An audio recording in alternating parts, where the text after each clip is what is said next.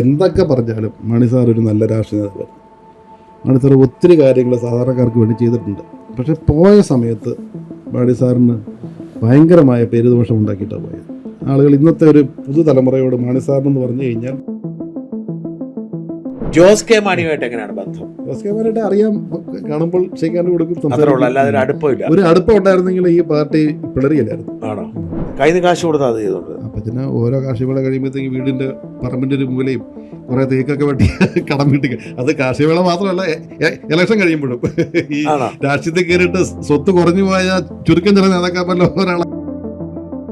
അപ്പച്ചൻ്റെ രാഷ്ട്രീയത്തിൽ ഞാൻ പഠിച്ചേക്കുന്ന ഏറ്റവും വലിയൊരു തത്വം എന്ന് പറയുന്നത് വികസനത്തിൽ രാഷ്ട്രീയമില്ല. അപ്പച്ചൻ LDF മന്ത്രിയായിട്ടുണ്ട്, UDF മന്ത്രിയായിട്ടുണ്ട്, കർണാടക മുസ്ലിം മന്ത്രിയായിട്ടുണ്ട്.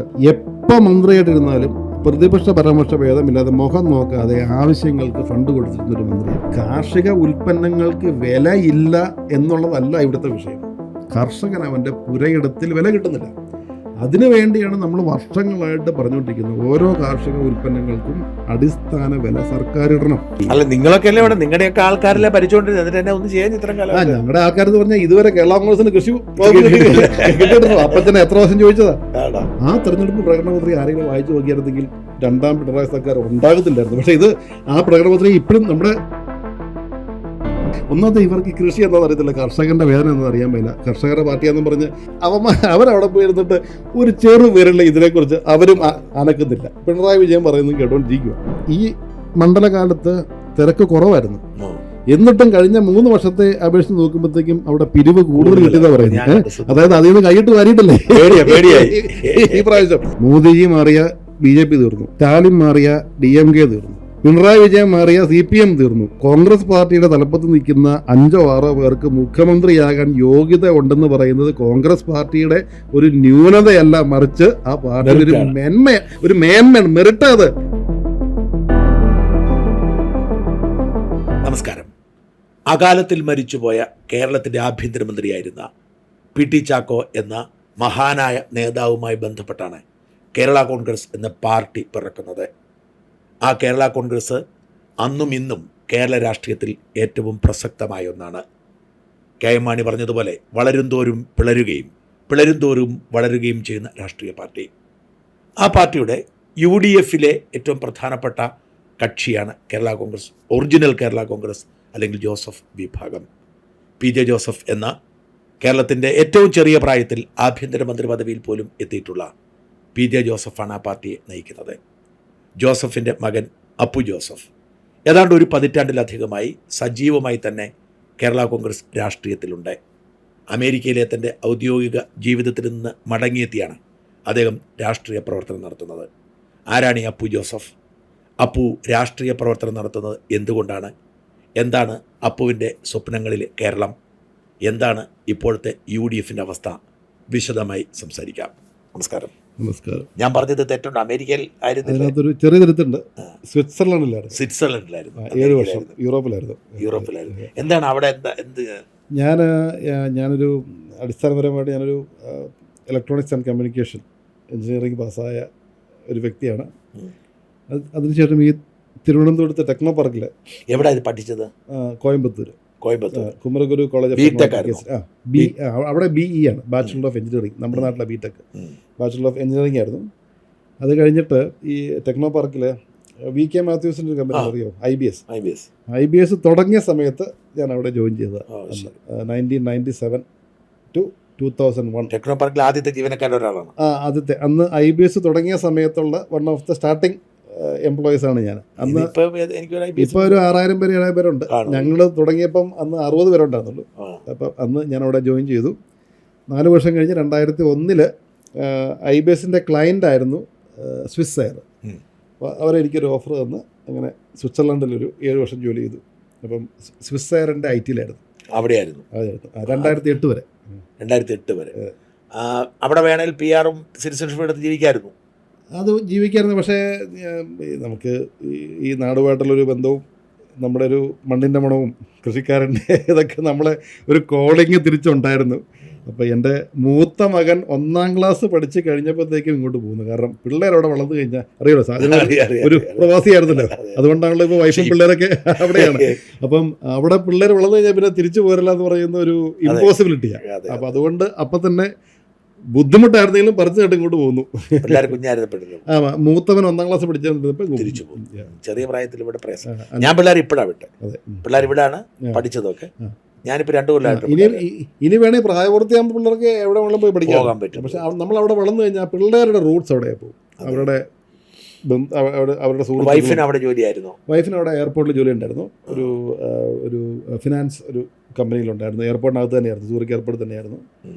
പക്ഷേ നമുക്ക് ഈ പറഞ്ഞ പോലെ വീട്ടിൽ പിന്നെ അതുപോലെ ഈ കാരണവർ പറയാകുമ്പോൾ കാരണന്മാരുടെ കൂടെ നമ്മളൊക്കെ പോയി നിന്നില്ലെങ്കിൽ പിന്നെ എന്തുവാ അതുകൊണ്ട് ഈ യൂറോപ്യൻ ജീവിതത്തെക്കുറിച്ചെന്ന് പറഞ്ഞാൽ എത്ര കാലം? 7 വർഷം. ഇതിപ്പോൾ സ്വിറ്റ്സർലൻഡ് അപ്പുറത്തേക്ക് യൂറോപ്പ് ശരിക്കും എക്സ്പ്ലോർ ചെയ്തോ? ഞാനൊരു 35 രാജ്യങ്ങളിൽ പോയിട്ടുണ്ട്. എല്ലായിടത്തും ഡ്രൈവ് ചെയ്ത് തന്നെ. നമുക്ക് സൂറിക്ക് ഒരു സെൻട്രൽ രാജ്യമായുണ്ട്, അവിടുന്ന് ഡ്രൈവ് ചെയ്ത് ഇറ്റലി പോയിട്ടുണ്ട്, സ്പെയിനിൽ പോയിട്ടുണ്ട്. വണ്ടി ഓടിച്ച് UK വന്നിട്ടുണ്ട്. മറ്റേ കാലെ ഡോവർ ഫെറി എടുത്തിട്ട് കാലയിൽ നിന്ന് ഡോവറിലിറങ്ങി അമ്മയുടെ ആങ്ങള അന്ന് UK ഉണ്ടായിരുന്നു. അപ്പോൾ അവിടുന്ന് ഫെറി കയറി ലണ്ടനിനടുത്ത് സ്റ്റെയിൻസിനടുത്തൊരു ആഷ്ഫോർഡ് ഉണ്ട്. കെൻഡല്ല, ഇവിടെ ഒരു ചെറിയ ടൗൺ ഉണ്ട്, സസെക്സ് അല്ല, ഇത് നമ്മുടെ ഇതിനടുത്ത് തന്നെ ഹീത്രോൻ്റെ അടുത്ത് തന്നെ ആഷ്ഫോർഡ് ഉണ്ട്. അവിടെയായിരുന്നു ഞങ്ങൾ താമസിച്ചിരുന്നത്. അപ്പോൾ നമ്മൾ വണ്ടി ഓടിച്ച് ഈ ഫെറി കയറി അറിയപ്പെടുന്നത് കെൻഡിലെയാണ്. അതെ, കെൻഡിലെയാണ്. നമ്മുടെ മലയാളി അത് തന്നെ. പക്ഷേ ഇതിൻ്റെ അടുത്ത് നമ്മുടെ ഈ ഹീത്രോൻ്റെ അടുത്ത് ഒരു ചെറിയ ആഷ്ഫോർഡ് എന്നൊരു ചെറിയ ടൗൺ ഉണ്ട്. അവിടെ അങ്കിൾ താമസിച്ചിരുന്നത്. അങ്കിൾ എൻ്റെ ഇപ്പം മരിച്ചുപോയി.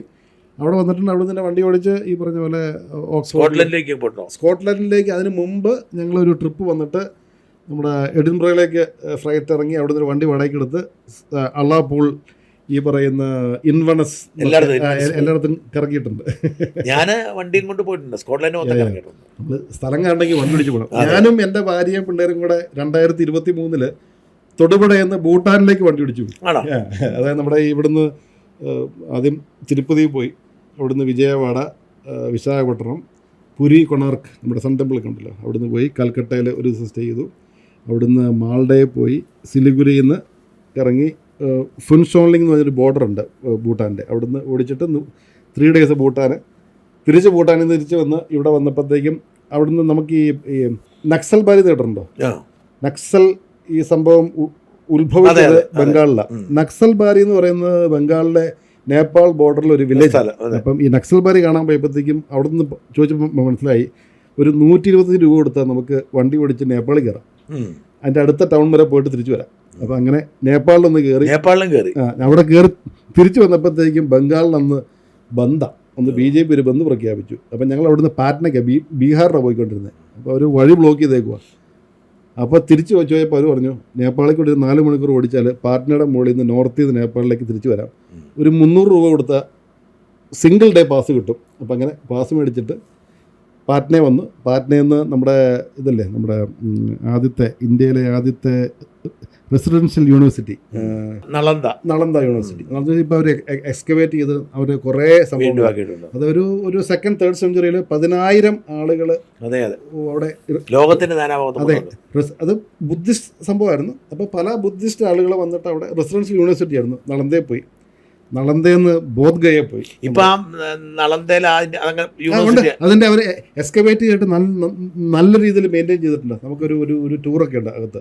അപ്പോൾ അവരുടെ പഴയ ഡോർമെട്രീസും അവരുടെ ഈ മെഡിറ്റേഷൻ റൂമുകളും കുട്ടികൾ താമസിച്ചിരുന്ന മുറികൾ, അവരുടെ ഈ പറയുന്ന ക്ലാസ് നടത്തിയിരുന്ന വലിയ ഈ പവലിയൻ പടുത്ത സ്ഥലങ്ങൾ, അതൊക്കെ ഇപ്പോഴും അവർ മെയിൻറ്റെയിൻ ചെയ്തിട്ടുണ്ട്. അവിടുന്ന് ബോധ്ഗയയിൽ പോയി, അവിടുന്ന് മറ്റേ ബോധിവൃക്ഷത്തിൻ്റെ ഇതാന്ന് പറയുന്ന അതിൽ നിന്നുണ്ടായ പുതിയ മരമൊക്കെ അവിടെ ഉണ്ട്.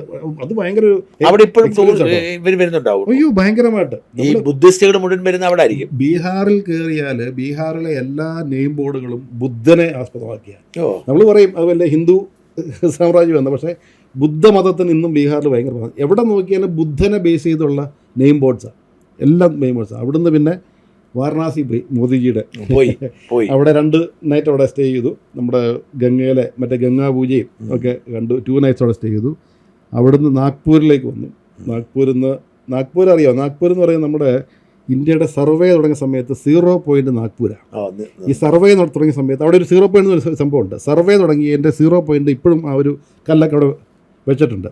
അതുപോലെ തന്നെ നമ്മുടെ നാഗ്പൂർ ഒരു എന്താ പറയുക സെമിനാരി ഹിൽ എന്ന് പറഞ്ഞിട്ടൊരു സംഭവമുണ്ട്. പഴയൊരു ക്രൈസ്തവ സഭയുടെ ഒരു സെമിനാരി.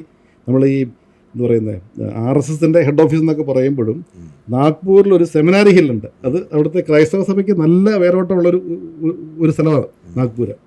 നാഗ്പൂരിൽ നിന്ന് പിന്നെ ഹൈദരാബാദ് വന്നു. ഹൈദരാബാദിൽ നിന്ന് ബാംഗ്ലൂർ വന്നു. എത്ര ദിവസം എടുത്തു? 22 ദിവസം. കൊച്ചുണ്ടില്ല, പിള്ളേരായില്ല? രണ്ട് പിള്ളേർ. മൂത്തവനും ഇളവനും. മൂത്തവനും ലൈസൻസ് ഉണ്ട്. അപ്പോൾ അവനും ഓടിക്കും, ഞാനും ഓടിക്കും, ഭാര്യ ഓടിക്കും. അങ്ങനെ ഇതായിരുന്നു. ഏത് വർഷമായിരുന്നു? 2023, 2 വർഷം മുമ്പ്. 2 കൊല്ലമേ കോവിഡ് കഴിഞ്ഞാ? അതെ. അപ്പൊ അങ്ങനെ ഇന്ത്യയെ നന്നായി കണ്ടു. ഇന്ത്യയുടെ ഒരു ഭാഗം.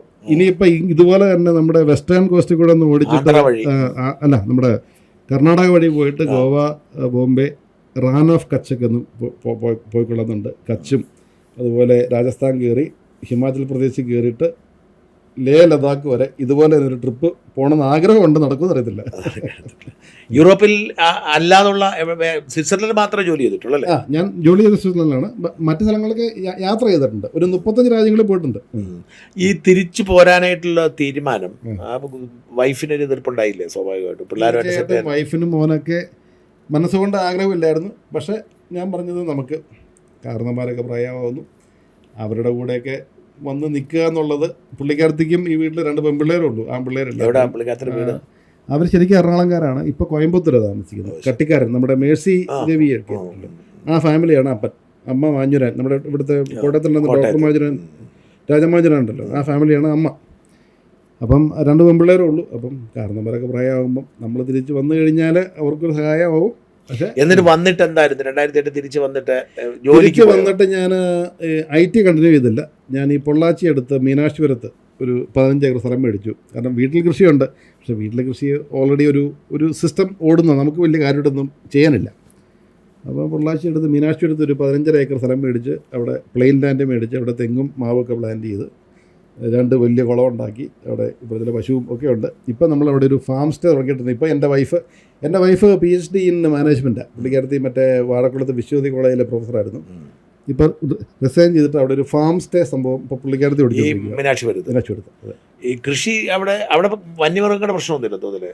കാട്ടുപന്നിയുണ്ട്. പക്ഷേ ഈ പറയുന്ന പോലെ നമ്മൾ വലിയ ശല്യമില്ല, എന്നാലും ഉണ്ട് കാട്ടുപന്നി. മയിൽ ഭയങ്കര ശല്യമാണ്. മയിൽ ഈ പറയുന്നത് നമ്മൾ എന്ത് പച്ചക്കറി നട്ട് വെച്ചാലും അത് വന്ന് കൊത്തി. കൃഷി കൊണ്ട് എന്തെങ്കിലും ലാഭം ഉണ്ടാവുന്നുണ്ടോ? കൃഷി കൊണ്ടുള്ള ലാഭം എന്ന് പറഞ്ഞു കഴിഞ്ഞാൽ കൃഷി കൊണ്ടുള്ള ലാഭമുണ്ട്.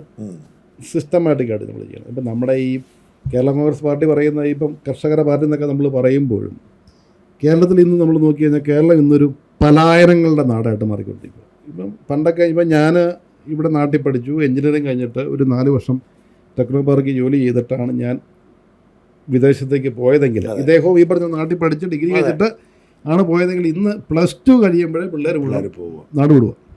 ആ പോകുന്നതിൻ്റെ ഒരു 80% പിള്ളേരും നമ്മുടെ കാർഷിക മേഖലയിൽ. അതായത് പണ്ട് കൃഷിക്കാരൻ്റെ മകൻ കൃഷിയിലേക്കാണ് പോയിക്കൊണ്ടിരുന്നത്.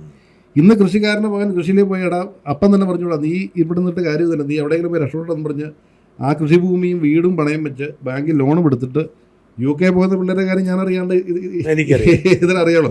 അവിടെ പോയിട്ട് അവിടെ ഓൾഡ് ഏജ് ഹോമിലും മറ്റേ കെയർ ഹോമിലൊക്കെ പോയി അതും കിട്ടാനില്ല. ഒരു യൂണിവേഴ്സിറ്റി ടൗണിൽ പോയി കഴിഞ്ഞാൽ ആ ടൗണിന്റെ ബഫർ കഴിഞ്ഞിട്ടും ആ ടൗണിന്റെ ഒരു ത്രഷോൾഡ് കഴിഞ്ഞിട്ടും അതിന്റെ മുകളിൽ പിള്ളേരോട് വന്നിരിക്കുക. പാർട്ട് ടൈം ജോലി പോലും പിള്ളേർക്ക് കിട്ടാനില്ല. അവിടെ ഡേ ടു ഡേ ചെലവ്, എന്റെ മകന് ജോലിയൊന്നും കിട്ടില്ല. അതെ ഞാൻ പറഞ്ഞ. അപ്പം ഡേ ടു ഡേ ചെലവ് ഇപ്പം കാരണവന്മാർ ഇവിടുന്ന് അയച്ചു ഒരു ഗതികേടാണ്. അതിന്റെ കാരണം എന്താ? നമ്മുടെ കാർഷിക മേഖലയിൽ വന്ന ഒരു വലിയ ഇടിവ്. നമ്മൾ പറയും കാർഷിക മേഖലയിൽ ഒന്നിനും വിലയില്ല എന്ന് പറയും. ഒരു ഉദാഹരണം ഞാൻ പറയാം. ഞാനൊരു തെങ്ങ് കൃഷിക്കാരനാണ്. അവിടെ എൻ്റെ ഇപ്പം ഈ കുറച്ച് തേങ്ങയ്ക്ക് ഷോർട്ടേജ് വന്നുകൊണ്ട് ഇപ്പം തേങ്ങയ്ക്ക് വിലയുണ്ട്. ഒരു വർഷം മുമ്പ് ഒരു കരിക്ക് നമ്മുടെ പറമ്പിൽ നിന്ന് ഞാൻ വിൽക്കുന്നത് അന്ന് 15 രൂപയ്ക്ക് കച്ചവടക്കാരൻ വന്ന് ഇട്ടുകൊണ്ട് പോകും. അതേ കരിക്ക് ഈ മീനാക്ഷിപുരത്ത് നിന്ന് അവൻ ഈ പാലക്കാട് തൃശ്ശൂർ ഹൈവേയുടെ സൈഡിൽ കൊണ്ടായി ഒരു ഷെഡ് കെട്ടി വിൽക്കുന്നത് 55 രൂപയ്ക്ക്. എത്രയാണ് മാർജിന്? 40 രൂപ. ഈ 40 രൂപ എവിടെയാണ് പോകുന്നത്? ഈ തെങ്ങ് നട്ടി വെച്ച് അതിന് വെള്ളം ഒഴിച്ച് വളവിട്ട് പരിപാലിച്ച് പിള്ളേരെ നോക്കുന്നതല്ല വെള്ളത്തിൽ കൊണ്ട് വന്നിട്ട് അതിൽ നിന്നുണ്ടാകുന്ന തേങ്ങ ഉണ്ടാക്കുന്ന കർഷകർ കിട്ടുന്നത് 15 രൂപയും വിൽക്കുന്നത് 50 രൂപയാണ്. അതുപോലെ തന്നെ ബാക്കി ഈ കാർഷിക ഉൽപ്പന്നങ്ങൾക്ക് വിലയില്ല എന്ന് നമ്മൾ പറയുമ്പം നമ്മൾ കടയിൽ പോയി എന്ത് മേടിച്ചാലും അതിന് ഭയങ്കര വിലയാണ്. ഏതെങ്കിലും പച്ചക്കറി അല്ലെങ്കിൽ തക്കാളി ആയിക്കോട്ടെ, അല്ലെങ്കിൽ മുളക് ആയിക്കോട്ടെ, ചീര ആയിക്കോട്ടെ, എന്തുമായിക്കോട്ടെ, ഏത്തക്കൊല ആയിക്കോട്ടെ, ഏത്തക്കൊല ഓണം സമയത്താണെങ്കിൽ നമ്മുടെ പറമ്പിൽ നിന്ന് ഇദ്ദേഹത്തിന് കൃഷി ഉണ്ടല്ലോ, ഇവിടെ ഉണ്ടല്ലോ, ആ സമയത്ത് വിറ്റ് കഴിഞ്ഞാൽ ചിലപ്പോൾ ഒരു 65 രൂപ 70 ആ സമയത്ത് വേണം 75 രൂപ നമുക്ക് കൃഷിക്കാരന് കിട്ടും. ഒരു 2 മാസം കഴിയുമ്പോൾ ഈ ഏത്തക്കൊലയുടെ വില എത്രയാണ്? 20 രൂപ 25 രൂപ, ബാക്കി വേണ്ടി 30 രൂപ കിട്ടും. ഈ 20 രൂപയും 70 രൂപയും ഉള്ളപ്പോഴും നമ്മളൊരു ചെറിയൊരു ചായക്കടയിൽ പോയി ഒരു ഏത്തക്കാപ്പം, നമ്മുടെ നാട്ടിലൊക്കെ ഏത്തക്കാ പൊള്ളി എന്ന് പറയും, മേടിക്കണമെങ്കിൽ അതിന് 15 രൂപയാണ്. അതിന് ഈ 70 രൂപയാണെങ്കിലും 20 രൂപയാണെങ്കിലും ഏത്തക്കാ പോളിക്ക് 15 രൂപ. ഒരു ഏത്തക്ക ചിപ്സ് ഒരു 1/4 കിലോ അല്ലെങ്കിൽ 1/2 കിലോ നമ്മൾ ഒരു ബേക്കറി പോയി മേടിച്ചാൽ അതിന് 350-450 രൂപയാണ്. അപ്പം കാർഷിക ഉൽപ്പന്നങ്ങൾക്ക് വിലയില്ല എന്നുള്ളതല്ല ഇവിടുത്തെ വിഷയം. കർഷകൻ അവൻ്റെ പുരയിടത്തിൽ വില കിട്ടുന്നില്ല. അതിനു വേണ്ടിയാണ് നമ്മൾ വർഷങ്ങളായിട്ട് പറഞ്ഞുകൊണ്ടിരിക്കുന്നത് ഓരോ കാർഷിക ഉൽപ്പന്നങ്ങൾക്കും അടിസ്ഥാന വില സർക്കാർ ഇടണം. അങ്ങനെയാണ് നോർത്ത് ഇന്ത്യ. ഇപ്പം ഇന്ത്യയിൽ നമുക്ക് എന്താ പറയുന്നത് 1.3 ഇപ്പോൾ 1.4 ബില്യൺ ആളുകളാണ്. ഇവരെ തീറ്റിപ്പോട്ടാൻ കൃഷിയില്ലാണ്ട് പറ്റത്തില്ല. നമുക്ക് AI ഉണ്ട്, റോക്കറ്റ് ടെക്നോളജി ഉണ്ട്, ഗൂഗിളുണ്ട്, മറ്റേതുണ്ട്, മറിച്ചുണ്ട്, IT ഉണ്ട്, എല്ലാം ഉണ്ട്, ജാവയുണ്ട്, ഇപ്പം പൈത്തണുണ്ട്, എല്ലാം ഉണ്ട്. ഈ വയറ്റിലേക്ക് വല്ലതും ചെല്ലണമെങ്കിൽ ആരെങ്കിലും എന്തെങ്കിലും കുഴിച്ച് ഒരു കപ്പയുടെ മൂട് കുഴിച്ച് വെക്കുമോ, അരി ഉണ്ടാക്കുകയോ ചെയ്യണ്ടേ? കൃഷി എന്ന് പറയുന്നത് ഏറ്റവും സ്കോപ്പുള്ള സംഭവം തന്നെ. ഈ ലോകത്തെ തീറ്റിപ്പോറ്റാൻ കൃഷി ഉണ്ടായേ പറ്റൂ. പക്ഷേ നമ്മൾ ശാസ്ത്രീയമായിട്ട് ചെയ്യണം. അതിനുള്ള കർഷകരെ സപ്പോർട്ട് ചെയ്യുന്ന കാര്യങ്ങളിലേക്ക് സർക്കാർ വരണം. എന്തുകൊണ്ടാണ് നോർത്ത് ഇന്ത്യയിലും അവിടെയൊക്കെ കൃഷിക്കാർ എന്തുകൊണ്ടാണ് അവർ വിജയകരമായിട്ട് കൃഷി ചെയ്യുന്നത്? നമ്മൾ ഈ കഴിഞ്ഞ പ്രാവശ്യം ഈ കേന്ദ്ര ഗവൺമെൻറ്റിൻ്റെ ഒരു കാർഷിക ബില്ല് വന്നപ്പോഴാണ് ഈ ഹരിയാനയിൽ നിന്നും പഞ്ചാബിൽ നിന്നൊക്കെ കർഷകർ ഡൽഹിയിലേക്ക് മാർച്ച് ചെയ്ത് ഇപ്പോഴും സമരം നടന്നുകൊണ്ടിരിക്കുക. ഈ മറ്റു വിഷയങ്ങളുടെ പശ്ചാത്തലത്തിൽ മീഡിയ അത് കാണുന്നില്ലെന്നേ ഉള്ളൂ. ഇപ്പോഴും നടന്നുകൊണ്ടിരിക്കുക.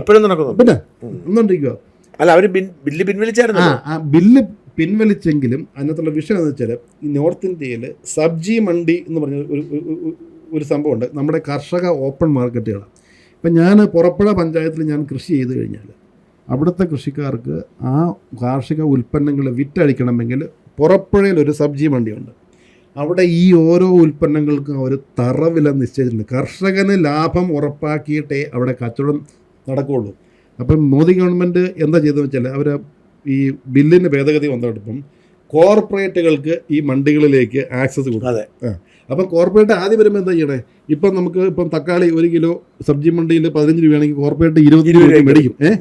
എന്നിട്ട് അവരങ്ങ് മോണോപ്ലൈസ് ചെയ്യും. അവരിത് മൊത്തം ആ കോർപ്പറേറ്റ് അങ്ങ് കൈയടക്കി കഴിയുമ്പോഴത്തേക്കും ബാക്കിയെല്ലാം പൂട്ടി പോകും. പിന്നെ അവർ പറയുന്ന വിലയാണ്. അതുകൊണ്ടാണ് ഇവർ സമരം ചെയ്തുകൊണ്ടിരുന്നത്. അതേ വ്യവസ്ഥിതി എന്തുകൊണ്ട് കേരളത്തിൽ നമുക്ക് ചെയ്യാൻ പറ്റുന്നില്ല? ആ കാർഷിക വകുപ്പ് എന്ന് പറയുന്നതിന് അതിനകത്ത് റിസർച്ച് എന്നും പറഞ്ഞ് എത്ര ഡിപ്പാർട്ട്മെന്റ് 65 ഡിപ്പാർട്ട്മെന്റുകളുണ്ട്. കൃഷി വകുപ്പ് റിസർച്ച്. ഏതെങ്കിലും ഒരു റിസർച്ച് വകുപ്പിൽ നിന്ന് എന്തെങ്കിലും കർഷകന് ഗുണമുള്ള എന്തെങ്കിലും ഉണ്ടോ? ആ ഫണ്ടെല്ലാം കൂടെ പ്രൊക്യൂർമെന്റും അതുപോലെ വാല്യൂ ആഡഡ് പ്രോഡക്റ്റ്. നമുക്ക് വാല്യൂ ആഡഡ് പ്രോഡക്റ്റ് ഇപ്പം നമ്മുടെ സിന്തൈറ്റ് അറിയോ? സിന്തൈറ്റ് 85 രാജ്യങ്ങളിലേക്ക് കയറ്റുമതി ചെയ്യുന്നത്. നമ്മുടെ ഹൈ റേഞ്ചിൽ നിന്നുള്ള നമ്മുടെ സ്പൈസസും സുഗന്ധവ്യഞ്ജനമൊക്കെ കൊണ്ടുവന്നിട്ട് അതിനെ വാല്യൂ ആഡഡ് പ്രോഡക്റ്റ്സ് ആയിട്ട് വിൽക്കുക. ഒരു പ്രൈവറ്റ് കമ്പനിക്ക് അത് ചെയ്യാമെങ്കിൽ എന്തുകൊണ്ട് നമുക്ക് കർഷക സംഘങ്ങളെ ഉണ്ടാക്കിയിട്ട് ഒരാൾ തന്നെ വിചാരിച്ചാൽ നടക്കുകയില്ല. കർഷക ഈ പറയുന്ന പോലെ ഒരു കൂട്ടായ്മകൾ ഉണ്ടാക്കുക, അതിന് സർക്കാർ ഫണ്ട് ചെയ്യും. അല്ല, നിങ്ങളൊക്കെ അല്ലേ ഇവിടെ നിങ്ങളുടെയൊക്കെ ആൾക്കാരെല്ലാം ഭരിച്ചുകൊണ്ടിരുന്നത്, എന്നിട്ട് എന്നെ ഒന്നും ചെയ്യാൻ ഇത്രയും കാലം? ഞങ്ങളുടെ ആൾക്കാരെന്ന് പറഞ്ഞാൽ ഇതുവരെ കേരള കോൺഗ്രസിന് കൃഷി കിട്ടിയിരുന്നു. അപ്പച്ചനെ എത്ര വർഷം ചോദിച്ചതാ?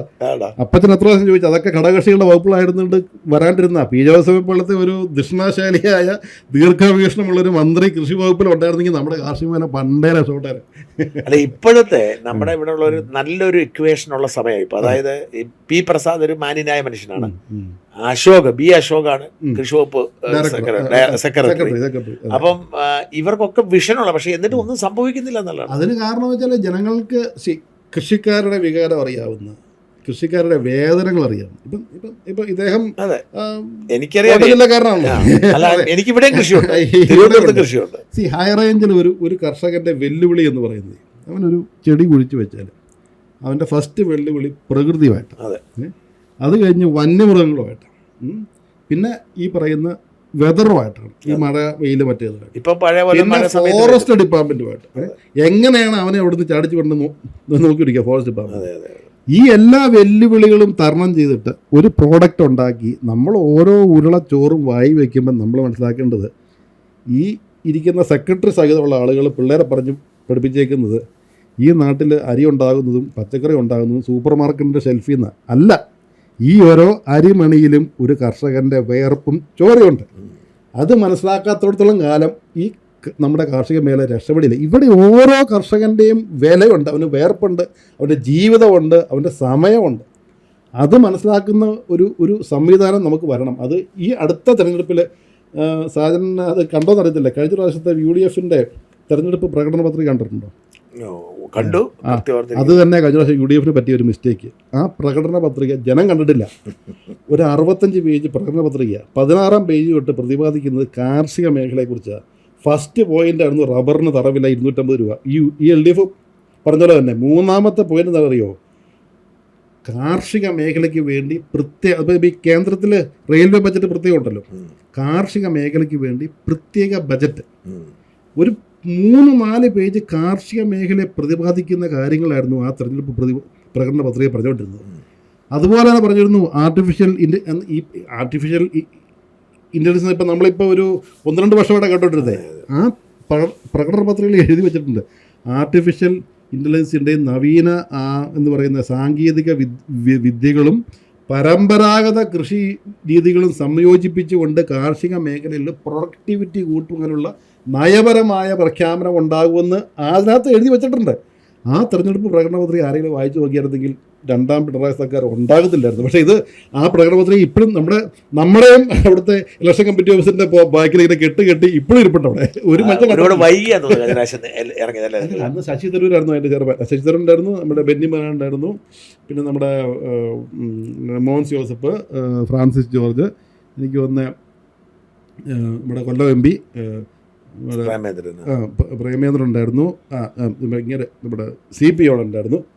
ഭയങ്കര ഇവർ 14 ജില്ലകളും പോയി എല്ലാ മേഖലകളെയും ആളുകളെയുമായിട്ട് സംവദിച്ച് അവരുമായിട്ടുള്ള വിഷയങ്ങൾ മനസ്സിലാക്കി പരിഹാര മാർഗങ്ങൾ വെച്ചുകൊണ്ട് ഇത് ഇറക്കിയത്. പക്ഷെ ഇതൊരു മനുഷ്യൻ കണ്ടിട്ടില്ല. അല്ല, ഈ പ്രകടന പത്രിക ഇത് പറഞ്ഞപ്പോൾ പറയാണ് എൻ്റെ ഈ പ്രകടന പത്രികയ്ക്കൊക്കെ തയ്യാറാക്കുമ്പോൾ ഉണ്ടാകുന്ന ഒരു പ്രശ്നം എന്താണെന്ന് വെച്ചാൽ, ഞാൻ മനസ്സിലാക്കുന്നത് നമ്മുടെ നിത്യജീവിതത്തിൽ നമ്മൾ നേരിടുന്ന പ്രതിസന്ധികൾ അപ്പം നോട്ട് ചെയ്തിട്ട്, അത് ഉദാഹരണത്തിന് ഞാൻ ഇന്ന് രാവിലെ വന്നപ്പോൾ ഞാൻ എല്ലാ ദിവസവും രാവിലെ വരുമ്പോൾ അനുഭവിക്കുന്ന ഒരു പ്രതിസന്ധി എന്താ വെച്ചാൽ, ഈ ഡബിൾ ലൈൻ വഴിയിലൂടെ വരുന്നത് തിരക്ക് കുറവാണ് രാവിലെ. പക്ഷെ റൈറ്റ് ലൈനിൽ നിന്ന് ആളുകൾ മാറത്തില്ല. നമുക്ക് ലെഫ്റ്റ് ഓവർടേക്കാൻ മടി. ഇത് ലൈറ്റ് അടിച്ചാലും ഓൺ അടിച്ചാലും ഒന്നും മാറത്തില്ല. അത്തരം കാര്യങ്ങളിൽ ഞാൻ പറഞ്ഞ ജനം നേരിടുന്ന പ്രതിസന്ധി വളരെ സിമ്പിൾ. 1 കിലോമീറ്റർ ഇടയിൽ ക്യാമറ വെച്ചിട്ട് ഇത് ഇങ്ങനെ നിയമമാക്കി വെച്ചാൽ തീരുന്ന വിഷയമുള്ളത്. അതുപോലെ യൂറോപ്പ് അല്ല, അത് സർക്കാരിന് ഒരു വരുമാനം. അതാ പറഞ്ഞ അത്തരത്തിൽ ജനങ്ങളുടെ പ്രായോഗിക പ്രശ്നങ്ങൾ മനസ്സിലാക്കും. ഉദാഹരണത്തിന് ഇപ്പം നിങ്ങൾ യൂറോപ്പിൽ ജീവിച്ച ആളായോണ്ട് അറിയാം, നമ്മൾ വണ്ടി ഓടിച്ചു പോകുന്നതിന് ആക്സിഡന്റ് പെടുന്നു. ആരാണോ ആക്സിഡന്റ് ഉണ്ടാക്കി അയാളുടെ ഇൻഷുറൻസിൽ നിന്നാണ് പോകുന്നത്. ഇപ്പം ഞാൻ ഒരിക്കൽ ഇംഗ്ലണ്ടിലൂടെ വണ്ടി ഓടിക്കാൻ തുടങ്ങിയ സമയത്ത് ഒരു റൗണ്ട് ബോട്ടിലൂടെ ഇറങ്ങാൻ ചെല്ലുന്നു. ഇറങ്ങാൻ നേരത്തെ എൻ്റെ ഉള്ളിലൊരു തോന്നുന്നു റൈറ്റ് സൈഡിൽ നിന്ന് വണ്ടി വരുന്നുണ്ടെന്ന് ഇടിക്കുമെന്ന് തോന്നി. ഞങ്ങൾക്ക് ചവിട്ടി, വണ്ടി ഉണ്ടായിരുന്നില്ല. അപ്പൊ ഞാൻ മുമ്പോട്ട് എടുക്കണമെന്ന് ഓർത്ത് പുറകെ വന്നു ഇടിച്ചു. കാരണം ഞാൻ എടുക്കുമെന്ന് ഓർത്താണ്, അയാൾ എടുത്തു, ഇടിച്ചു. അപ്പോൾ എന്നെ സംഭവിക്കുന്നത്, അപ്പൊ തന്നെ അയാളുടെ ഇൻഷുറൻസ് ഡീറ്റെയിൽസ് എനിക്ക് തരുവാണ്. നേരെ വന്ന് ഫോൺ നമ്പറും അവന്റെ ഡീറ്റെയിൽസ് ഇവിടെ ഇവിടെ ഇങ്ങോട്ട് നമ്മളോട് ചൂടാവും. അല്ല, അവിടെ നിന്ന് ഞാൻ കഴിഞ്ഞ ദിവസം കണ്ടൊരു കാര്യം, ഇവിടെ ഒരു കാറിലൊന്ന് തട്ടിട്ട് വരും, ഒരു പെണ്ണു വഴി ബഹളം വെച്ച് നിൽക്കുന്നത്. അപ്പൊ എന്താ ചെയ്തേ, ആ വണ്ടി പോയി, വഴിക്ക് പോയി. എന്റെ ഇൻഷുറൻസ് ക്ലെയിമിനെ ബാധിക്കുന്നില്ല, അവരുടെ ഇൻഷുറൻസ് ക്ലെയിമിന്. ഇവിടെ എന്നാ പ്രശ്നം, എന്റെ വണ്ടി വന്ന് ഒരുത്ത് ഇടിച്ചാലും എന്റെ ഇൻഷുറൻസ് ക്ലെയിമിനെ ബാധിക്കും. അപ്പൊ ഇത്തരത്തിൽ ഉള്ള ചെറിയ കാര്യങ്ങൾ നടപ്പിലാക്കാൻ കഴിയാത്തത് എന്തുകൊണ്ടാണെന്ന് മാത്രം. അതാണ് ഒരു വികസിത രാജ്യവും ഒരു വികസ്വര രാജ്യം തമ്മിലുള്ള വ്യത്യാസം. യൂറോപ്പിലും അമേരിക്കയിലൊന്നും കറപ്ഷൻ ഇല്ല എന്ന് പറഞ്ഞു കഴിഞ്ഞാൽ ആരും വിശ്വസിക്കില്ല. ഉണ്ട്, അതൊക്കെ മേൽത്തട്ടില്ല. അവിടെ ഒരു സാധാരണക്കാരൻ, ഒരു നമ്മുടെ നാട്ടിലെ ഇപ്പോൾ വില്ലേജ് ഓഫീസിൻ്റെ ഈക്വലുണ്ട്, അവിടെ പോയിട്ടൊരു അവൻ്റെ ബർത്ത് സർട്ടിഫിക്കറ്റ് മേടിക്കാനോ അവൻ്റെ എന്തെങ്കിലും ഡോക്യുമെൻറ്റ് മേടിക്കാനോ ഒന്ന് നോക്കാനും അതൊക്കെ സുതാര്യമാണ്. നേരെ പോവുക, ആപ്ലിക്കേഷൻ കൊടുക്കുക, മേടിച്ചോണ്ട് വരിക. ഇവിടെ അവൻ വന്നു കഴിഞ്ഞാൽ ഒരു 3 പ്രാവശ്യം 5 പ്രാവശ്യം അങ്ങോട്ട് പൈസ. അത് പരിഹരിക്കാത്തതിൻ്റെ കാരണമെന്ന് പറയുന്നത് നമ്മുടെ നാട്ടിലെ ചെറുപ്പക്കാർ അതിനെക്കുറിച്ച് നമ്മൾ ഇത് പറഞ്ഞല്ലേ, നമ്മളൊരു ഈ രാഷ്ട്രീയ കക്ഷികൾക്ക് യൂത്ത് സംഘടന കുറേ ഉണ്ട്. ഒരു പ്രായമായ ഒരു കാർന്നവർ ഇപ്പം ഞാൻ പറയാം, പുറപ്പുഴ വില്ലേജ് ഓഫീസിൽ പോയിട്ട് പറയുക, മോനെ എനിക്കൊരു അവകാശ സർട്ടിഫിക്കറ്റ് വേണം, അല്ലെങ്കിൽ ഒരു പൊസഷൻ സർട്ടിഫിക്കറ്റ്. ആ അപ്പാപ്പനെ പിടിച്ചിട്ട് അല്ല അത് മറ്റേതില്ല ഇതില്ല ആധാർ കൊണ്ടുപോകാം മറ്റേ കൊണ്ട് ആധാർ കൊണ്ടും പറയും ഫോട്ടോ എന്ത് ചെയ്ത് വയ്ക്കും വീണ്ടും അനുഭവങ്ങളുള്ള അതേസമയം ആ അപ്പാപ്പൻ പോകുമ്പോൾ നമ്മൾ പറയാം നമ്മുടെ പാർട്ടിക്ക് ഒരു ഹെൽപ്പ് ഡെസ്ക് സംവിധാനം ഉണ്ടാക്കുക പയ്യന്മാരാ ഒരു 3 പേര് അപ്പാപ്പൻ്റെ കൂടെ പോവുക ചേച്ചി അപ്പാപ്പനൊരു ഇത് മേടിച്ചു കൊടുക്കണം അവർ പറയും അതില്ല ഇതെല്ലാം പറയും അപ്പം കൃത്യമായിട്ട് ചോദിക്കുക ചേച്ചി എന്തൊക്കെയാണ് വേണ്ടത് കൃത്യ ലിസ്റ്റ് പറയുക നാളെ കൊണ്ടുവരും ഒരാൾ തിരിച്ച് ചോദ്യം ചെയ്യാനുണ്ടെങ്കിൽ നമ്മുടെ നാട്ടിലെ കറപ്ഷൻ ഒരു 70% ഓൺലൈൻ ചെയ്യാതെ പലതും ഓൺലൈൻ ചെയ്യുന്നില്ല. ഇപ്പൊ എന്റെ മകള് ജനിച്ചത് ബ്രിട്ടനിലാണ്. ജനനം കഴിഞ്ഞ് അപ്പം തന്നെ എനിക്ക് അപ്പോയിന്റ്മെന്റ് തന്നിരിക്കുകയാണ് സർട്ടിഫിക്കറ്റ് മേടിക്കാൻ. അവിടെ ചെല്ലുമ്പോഴും അവർ കറക്റ്റ് ടൈം പറയുന്നു, കറക്റ്റ് ടൈമിൽ പേരെഴുതുന്നു, കയറി കഴിയുമ്പോൾ ഒരു പ്രിന്റ് കോപ്പി തരുവാണ്. കറക്റ്റ് ആണോ എന്ന് ചോദിക്കുന്നു. ഈ ഓൺലൈൻ ഒരു നല്ല പരിഹാരമാണ്. നമുക്കൊരു ഇപ്പൊ ഈ SIR വന്നിട്ടുണ്ട്. SIRൽ നമുക്ക് പേരില്ലാത്ത ആളുകൾക്ക് കഴിഞ്ഞ പ്രാവശ്യം വോട്ട് ചെയ്തവരാണെങ്കിൽ ഓൺലൈൻ കയറി നമ്മൾ ഡോക്യുമെന്റിൽ അപ്ലോഡ് ചെയ്താൽ നമുക്ക് നേരിട്ട് ചെയ്യാം. അതിന് നമുക്കിപ്പം വേറെ എവിടെയൊന്നും അക്ഷരമൊന്നും പോകേണ്ട ആവശ്യമില്ല. അത് ഉണ്ട്. പക്ഷെ അത് എത്ര പേർക്ക് ചെയ്യാൻ അറിയാൻ പറ്റും? ആളുകൾക്ക് ആ ഒരു എക്സ്പോഷർ ഇല്ലാത്തതുകൊണ്ട് നമ്മുടെ നാട്ടിൽ കൈക്കൂലി എന്ന് പറയുന്നത് ഇറ്റ്സ് എ ഗിവൺ. അതൊരു അവകാശം, സർക്കാർ ഉദ്യോഗസ്ഥൻ്റെ അവകാശമാണ് കൈക്കൂലി എന്നുള്ളൊരു മനോഭാവം. ഇപ്പം നമ്മൾ തന്നെയുള്ള ഒരു ആവശ്യപ്പെടും. നമ്മൾ പറയും ഇങ്ങനെ സംസാരിക്കുമ്പോൾ പറയും എന്തുകൊണ്ടാണ് കൈക്കൂലി കൊടുക്കാൻ പാടില്ല. ഇല്ല, ഞാൻ ചെല്ലുമ്പോഴത്തേക്കും പറയും കാര്യം സാധിക്കാൻ വേണ്ടി ആളുകൾ. പക്ഷെ അറ്റ്ലീസ്റ്റ് ഞാൻ പറയുന്നത് നമ്മുടെ സാധാരണ മനുഷ്യരുടെ ഒരു കാര്യങ്ങളെങ്കിലും നടന്നു പോകാനുള്ള രീതി കൊണ്ടുവരിക. അത് മാറുമെന്ന് പ്രകടന പത്രിക എന്റെ അഭിപ്രായത്തിൽ അത്തരം ചില കാര്യങ്ങൾ കൊണ്ടുവരണം. സ്ട്രീം ലൈൻ ചെയ്യുക എല്ലാ കാര്യങ്ങളും. ഞാൻ ഉദാഹരണം പറഞ്ഞ വണ്ടി ഓടിക്കുന്നത് അത്തരം ഒത്തിരി കാര്യങ്ങൾ അങ്ങനെയുള്ള നമ്മൾ ജീവിതത്തിൽ ചെയ്യുമ്പോൾ നമ്മുടെ യാത്രയിൽ നമ്മൾ മനസ്സിലാക്കുന്ന പോലെ നമുക്കുണ്ടാവുന്ന ഒരു തടസ്സം. ഈ സായിപ്പ് കൊണ്ടുവന്ന വെരിഫിക്കേഷൻ പദ്ധതിയാണ് നമ്മുടെ ഓഫീസ് മുഴുവൻ. ആദ്യം പ്യൂണിനെ കാണിക്കുക, ക്ലർക്കിനെ കാണിക്കുക, ഓഫീസറിനെ കാണിക്കുക. ഒരു ഡോക്യുമെന്റ് സൈൻ ചെയ്യാൻ ഒരാൾ സൈൻ ചെയ്യാൻ മതി. എന്തിനാ 4 പേര് വെരിഫൈ ചെയ്യണേ? അപ്പോൾ 4 പേര് വെരിഫൈ ചെയ്യുമ്പോൾ 4 പേർക്ക് കൈക്കൂലി. അത് പണ്ട് സായിപ്പിന് ഇന്ത്യക്കാരെ വിശ്വാസം ഇല്ലാത്തതുകൊണ്ട് ഞാൻ പറയുന്ന ഒറ്റ സിംഗിൾ പോയിന്റ് മതിയെന്നേ. ഇവിടെ ആലോചിക്കുക, തിരുവനന്തപുരത്ത് എന്നെ കാണാൻ വന്നൊരു കേസാണ്, പിന്നീട് അത് വലിയ വാർത്തയായി. അമേരിക്കയിലുള്ള ഒരു ഫാമിലിയുടെ സ്ഥലം ഇവിടെ കുറച്ച് പേര് അവരുടെ പേരിലേക്ക് പോക്കോരോ മാറ്റി. അത് കഴിഞ്ഞിട്ട് അവർ അടുത്ത 2-3 പോക്കോരോ എടുത്ത് സ്ഥലം മാറ്റി വിറ്റ് കഴിഞ്ഞു. എന്നാലോചിച്ച് നോക്കി, ഒരാളുടെ പേരിലുള്ള ആധാരം ചെയ്തിരിക്കുന്ന സ്ഥലം പോലും. ഇതെല്ലാം ഒരു സിംഗിൾ വിൻഡോ സംവിധാനത്തെ കൊണ്ടുവരുന്നുണ്ടല്ലോ, അതിന്റെ ആവശ്യമുള്ള. അതുപോലെ ഒന്ന് ഈ തട്ടിപ്പുകൾ തടയാനായിട്ട് ഇന്നലെ വളരെ വിചിത്ര ഒരു സംഭവം ഉണ്ട്. എൻ്റെ ജീവിതത്തിൽ ഞെട്ടിക്കുന്ന ഒരു സംഭവം ഉണ്ടായി. ഒരു സ്ത്രീ ഇടുക്കി ജില്ലയിൽ നിന്ന് വന്നിരിക്കുന്നു. ഒരു സ്ത്രീയുടെ ഒരു പുരുഷനുണ്ട്. അവർക്ക് എന്നെ കാണണം. അപ്പോൾ എന്താന്ന് ഇവർ പറയുന്നില്ല. അത് ഷാലിനെ കണ്ടിട്ടേ പറയത്തുള്ളൂ, അതാണ് പറയുന്നത്. അപ്പം സാധാരണ അത്ര എളുപ്പത്തിൽ എന്നെ കാണാൻ പറ്റില്ല. അപ്പോൾ എന്താന്ന് പറയും, അത്യാവശ്യമാണല്ലേ കാണാറുള്ളൂ. നമ്മൾ അല്ലെങ്കിൽ എന്ത് ചെയ്യുന്നതെന്ന് വെച്ച് കഴിഞ്ഞാൽ വാർത്തയാണെങ്കിൽ വാർത്തയില്ല, അവർക്ക് എന്നെ കണ്ടാൻ പറ്റത്തുള്ളൂ. അപ്പോൾ പ്രയാസമായിരിക്കുന്നു, അവരവിടെ ഇരിക്കുകയാണ്. അത് ഞാനും ഷാജനും തമ്മിൽ ഇടപാടാണ്, കണ്ടിട്ടേ പറ്റുള്ളൂ എന്നാണ് പറയുന്നത്. ശരി, അപ്പോൾ എൻ്റെ അടുത്ത് ഞാൻ പറഞ്ഞു എന്ത് ഇടപാട്, ആരാ എന്താന്ന് കേൾക്ക്. ഇല്ല, അവർ പറയത്തില്ല. അപ്പം പിന്നെ അവിടെ ഇരിക്കട്ടെന്ന് വെച്ചു. കുറേ കഴിഞ്ഞ് ഞാൻ ഓഫീസിൽ ചുമതലയുള്ള ഒരു സ്ത്രീയെ വിട്ടു. അവരോട് സംസാരിച്ചപ്പോൾ അവർ പറയാണ്, ഞാൻ അവരോട് കാശ് മേടിച്ചിട്ടുണ്ട്, ഞാൻ മേടിച്ചിട്ടുണ്ട്, അത് തിരിച്ചു മേടിക്കാൻ വന്നു. ഇപ്പൊ ഞാൻ കോണ്ടാക്ട് ചെയ്യുന്നില്ല. അത് അറിയില്ല. അവസാനം സംസാരമായി, ബഹളമായി, അവര് പോകത്തില്ല. ആരെങ്കിലും പറഞ്ഞു വിട്ടതാണോ? അല്ല, അപ്പൊ എനിക്ക് സംശയമായി. അപ്പൊ ഞാനൊരാളെ വിട്ടിട്ട് അവിടുന്ന് ടെലിഫോണിൽ എൻ്റെ ഓഫീസിൽ ഒരാളെ കൊണ്ട് സംസാരിച്ചിട്ട് ഞാൻ അവരോട് സംസാരിച്ചു. എന്നെ അറിയത്തില്ല, അങ്ങൊന്നും പറയാൻ പറ്റത്തില്ല, എങ്ങനെ കളിപ്പിക്കരുത്, വഞ്ചിക്കരുത്. പോലീസിനെ വിളിച്ചു. കാരണം പോലീസ് വന്നു. അവർ തറപ്പിച്ച് പറയാണ്. അപ്പോൾ അവർ ഞാനും അവരോട് കമ്മ്യൂണിക്കേറ്റ് ചെയ്യുന്നത് അവരുടെ 3-4 ഇമെയിൽ അഡ്രസ്സൊക്കെ കാണിക്കുന്നുണ്ട്. ഷാജൻസ്ക്ക് അറിയാമെന്നും എന്തോ ഉണ്ടാക്കിയിട്ടുണ്ട്. യഥാർത്ഥം എന്താ സംഭവിച്ചു? അവസാനം പോലീസ് ചോദ്യം ചെയ്തപ്പോൾ പറഞ്ഞു, എന്തോ ഒരു വാർത്ത ഇവർ ഈ കൊടുക്കാൻ വേണ്ടിയിട്ട് ഇവർ എൻ്റെ ഫോൺ നമ്പർ ഗൂഗിളിൽ സെർച്ച് ഏതൊരു നമ്പർ കിട്ടി, അതിലേക്ക് അയച്ചു. അപ്പൊ ഞാനാണേന്ന് പറഞ്ഞ് ഇവര് തമ്മിൽ കമ്മ്യൂണിക്കേഷനായി. ഇയാള് കാശും മേടിച്ചു, ആരും അവരെ തട്ടിച്ചു. ഒടുവിൽ ബ്ലോക്ക് ചെയ്തപ്പോ അവര് കാശ് തിരിച്ചു ചോദിക്കാൻ സ്ഥിതി ആലോചിക്കുക. അല്ലെന്നേ ഞാൻ പറയുന്നത് ഇത്ര ഒരുപാട് തട്ടിപ്പുണ്ട്. ഞാൻ പറഞ്ഞില്ലേ, ഇപ്പം നമ്മുടെ നാട്ടില് ഞാൻ മറ്റേ എന്താ ആഫ്രിക്കയിലെ ഇന്ന രാജ്യത്തിന്റെ മറ്റേ പാർട്ടിയാണ്, പൈസ ഉണ്ട്. അപ്പോൾ നിങ്ങളൊരു 2 ലക്ഷം രൂപ ഇട്ട് തന്നാൽ ഒരു 3 മില്യൺ തിരിച്ചു വരാന്നൊക്കെ പറഞ്ഞിട്ട് നമ്മുടെ നാട്ടിലെ ഡോക്ടർമാര് സഹിതം അതിന് വീട് പോയിട്ടുണ്ട്. യൂണിവേഴ്സിറ്റി ഫീസ് ഒരാൾക്ക് കാശ് പോയിട്ടുണ്ട്. അത് മാത്രമല്ലാതെ തന്നെ ഇപ്പൊ ഞാൻ പറഞ്ഞ വിർച്വൽ, ഇപ്പൊ ഇതിനെയൊക്കെ അതൊന്ന് 2 ബാങ്കുകൾ. ഇപ്പൊ UK ഞാൻ ജീവിച്ചുകൊണ്ട് പറയാണ്, നമ്മൾ സേഫായിട്ടാണ് അക്കൗണ്ട് കൈകാര്യം ചെയ്യുന്നതെങ്കിൽ ബാങ്കിൽ നിന്ന് പണം പോയാൽ ബാങ്ക് തിരിച്ചു തരും. പക്ഷെ ഇവർ തരത്തില്ലെന്ന്, അവരുടെ വീഴ്ച ഉണ്ടായിട്ട് ഇവർ കാശ് തരത്തില്ല. ഇതിനൊക്കെ പരിഹാരം ഉണ്ടാക്കാൻ എന്തെങ്കിലും നമ്മളെ സാധാരണ മനുഷ്യന്റെ ജീവിതത്തിലെ ഇങ്ങനത്തെ പ്രശ്നങ്ങളുണ്ട്. അടുത്ത പ്രാവശ്യം ഇപ്പൊ ഈ ഒരു മോഡേൺ യുഗത്തില് മോഡേൺ ആയിട്ടുള്ള കുറെ പോളിസി, അതാ ഞാൻ പറഞ്ഞത്. അല്ലാതെ നമ്മൾ കുറെ നയങ്ങൾ പറഞ്ഞതിനപ്പുറം മനുഷ്യ ജീവിതത്തിൽ നേരിടുന്ന ഇദ്ദേഹം സജസ്റ്റ് ചെയ്യും. ഇപ്പൊ അടുത്ത പ്രാവശ്യം ആര് അധികാരത്തിൽ വന്നാലും അവർക്കൊരു ഒരു പ്രപ്പോസൽ ആയിട്ട് കൊടുക്കുക. ഇങ്ങനെയുള്ള എന്റെ അങ്ങനെ പറയാൻ 100 കാര്യമുണ്ട്. ഇതൊക്കെയാണ് മനുഷ്യർ പരിഹരിക്കാൻ ആഗ്രഹിക്കുന്നത്. അതുപോലെ തന്നെ പാർക്കിങ്, നമ്മൾ ഈ പാർക്കിങ് ഇപ്പം വലിയ ഹൈവേ വരുന്നു. നിങ്ങൾ ആലോചിച്ച് നോക്കൂ, ബൈപ്പാസ്. ഞാൻ കഴിഞ്ഞ ദിവസം രാത്രിയിൽ ഒരു 8 മണിയായപ്പം അടൂർ ബൈപ്പാസിലൂടെ പോയി. വണ്ടി പോകാൻ പറ്റത്തില്ല, കാരണം അടൂർ ബൈപ്പാസ് 2 നിറച്ച കടകളായി. മുഴുവൻ റെസ്റ്റോറൻറ്റ്സായി, തട്ടുകടകളും വണ്ടി പാർക്കിങ്ങും. എന്തിനാണ് ബൈപ്പാസ് ഉണ്ടാക്കുന്നത്? ഇത് മനുഷ്യന് വേഗം ബൈപ്പാസാണ്.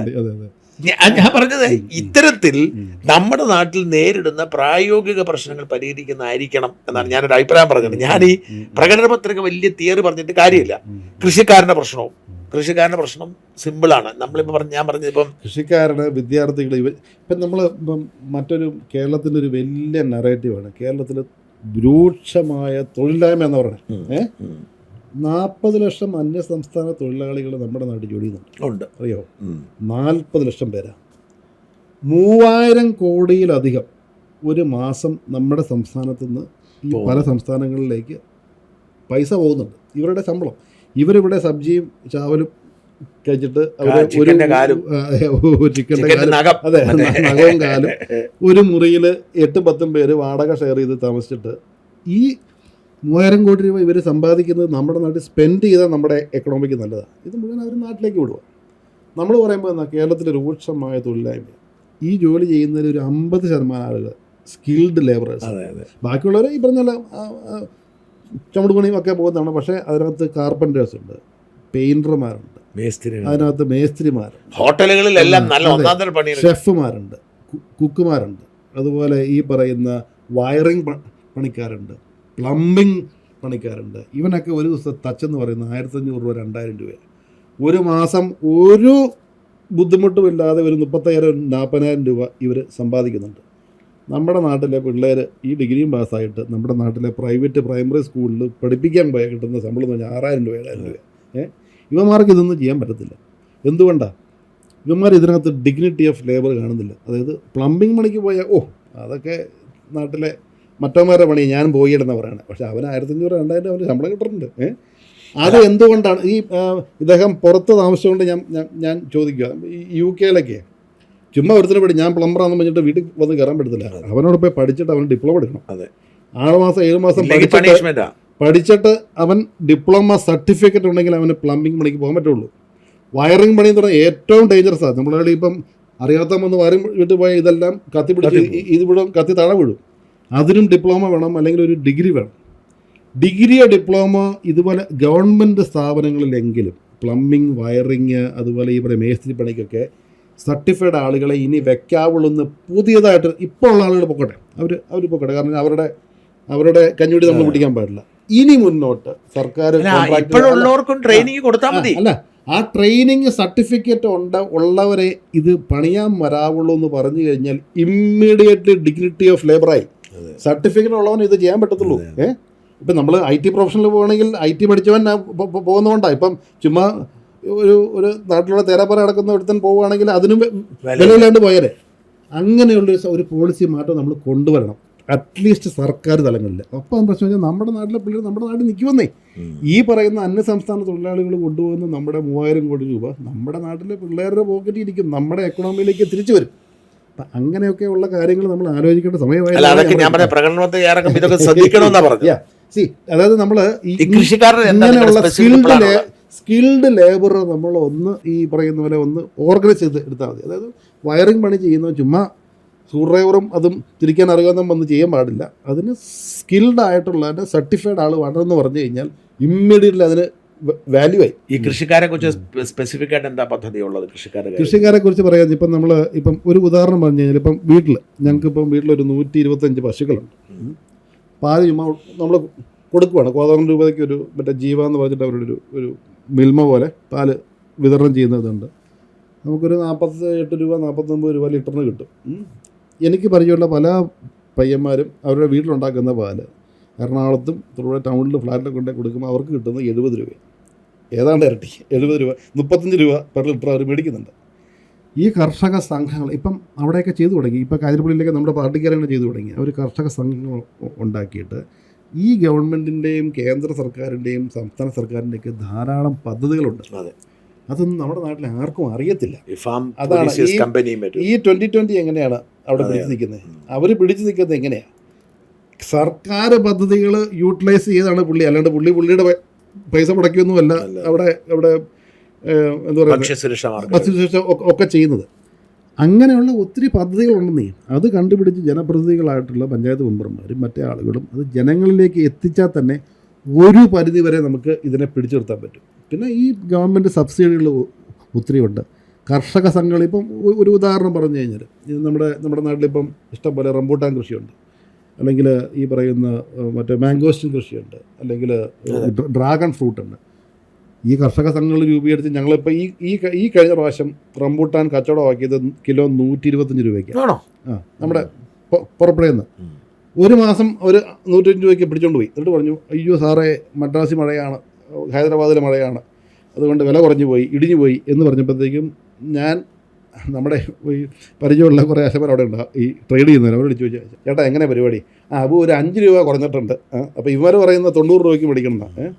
അപ്പോൾ എന്ത് ചെയ്തു, ഞാൻ അവിടെയുള്ള കുറേ കർഷക ഈ പറയുന്ന റംബൂട്ടാൻ കൃഷി ചെയ്യുന്ന ആളുകളെ, നമ്മുടെ സെൻറ്റ് മേരീസ് അറിയോ, നമ്മുടെ സാജൻ ഡോക്ടർ, പുള്ളി അല്ല സാജനല്ല ഡോക്ടർ തോമസിനൊരു കുറേ ഈ പറയുന്ന തൊടുപുഴയിൽ പുള്ളിക്ക് ഈ നന്നായിട്ട് റംബൂട്ടാൻ കൃഷിയുണ്ട്. ഞാൻ പറഞ്ഞു, ഡോക്ടറെ കൃഷിക്കാരുടെ ഒരു വാട്സാപ്പ് ഗ്രൂപ്പുണ്ട്, ഇവന്മാർ വന്നിട്ട് വില ഇടിഞ്ഞു പോയെന്ന് പറഞ്ഞിട്ട് 40 രൂപ 45 രൂപയ്ക്കൊക്കെ വീട്ടിൽ നിന്ന് കൃഷിക്കാർ വിളിച്ച് പറഞ്ഞു, അയ്യോ സാറേ ഞങ്ങൾ പേടിച്ച് കൊടുത്തു പോയി, അവർ പറഞ്ഞു മാർക്കറ്റ് ഇടിയാൻ പോകുമെന്ന് പറഞ്ഞ് കൊടുത്തു പോയി. ഇത് കൃഷിക്കാരെ ചൂഷണം ചെയ്യുക. അതേസമയം ഒരു കൃഷിക്കാരൊരു വാട്സാപ്പ് ഗ്രൂപ്പ് അങ്ങ് ഉണ്ടാക്കി, ഡെയിലി വില ആ ഗ്രൂപ്പിൽ അങ്ങ് പോസ്റ്റ് തുടങ്ങി. ഇന്ന് 110 രൂപയുണ്ട്, 115 രൂപയുണ്ട്, അതിൽ കുറഞ്ഞ് കൃഷിക്കാരൻ കൊടുക്കരുതെന്ന് പറഞ്ഞു. അങ്ങനെ അപ്പോൾ ഞാൻ പറയുന്നത് ഫലപ്രദമായി. ഞാൻ പറയുന്നത് ഈ നാട്ടിൽ യൂണിയൻ ഇല്ലാത്ത ഏക മേഖല കാർഷിക മേഖല. ബാക്കി എല്ലാവർക്കും അവരുടെ അവകാശങ്ങൾ സംരക്ഷിക്കാൻ യൂണിയനുണ്ട്. ഈ കർഷകരുടെ ഈ പറയുന്ന ഒരു കൂട്ടായ്മയോ സംഘടനയോ ഉണ്ടാക്കി കഴിഞ്ഞാൽ ഒരു പരിധിവരെ നമുക്ക് പിടിച്ചു എന്തെങ്കിലും നീക്കം നടത്തുമോ?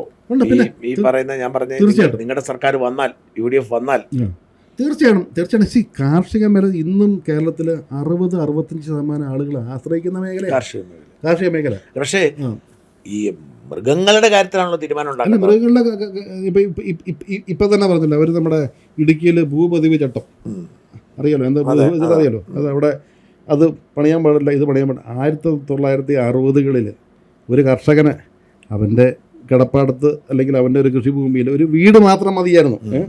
ഇന്ന് കൃഷി ചെയ്താൽ ഒന്നും കിട്ടാനില്ല, വീട് മാത്രം ഇല്ല. അവൻ അവിടെ ഒരു ബിൽഡിംഗ് പണിത് വാടകയ്ക്ക് കൊടുത്താൽ അറ്റ്ലീസ്റ്റ് പെമ്പിളരെ കെട്ടിച്ചു വിടാനല്ല അവൻ്റെ വയറ്റിപ്പഴും നടക്കും.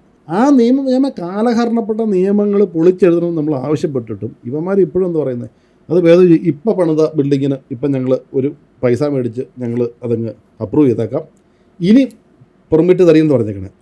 ഈ ബിൽഡിംഗ് എങ്ങനെ അവിടെ നിലവിൽ വന്നത്? ഇടുക്കിയിൽ ഒരു ബിൽഡിംഗ് പണിയണമെങ്കിൽ ആദ്യം ബിൽഡിങ്ങിൻ്റെ പ്ലാൻ പഞ്ചായത്തെ കൊണ്ടുപോയി അപ്രൂവൽ മേടിക്കണം. പഞ്ചായത്ത് അപ്രൂവൽ കൊടുത്തു. ബിൽഡിംഗ് പണിത് കഴിഞ്ഞിട്ട് കംപ്ലീഷൻ സർട്ടിഫിക്കറ്റ് മേടിക്കണം. പഞ്ചായത്തോ വില്ലേജോ കംപ്ലീഷൻ സർട്ടിഫിക്കറ്റ് കൊടുത്തു.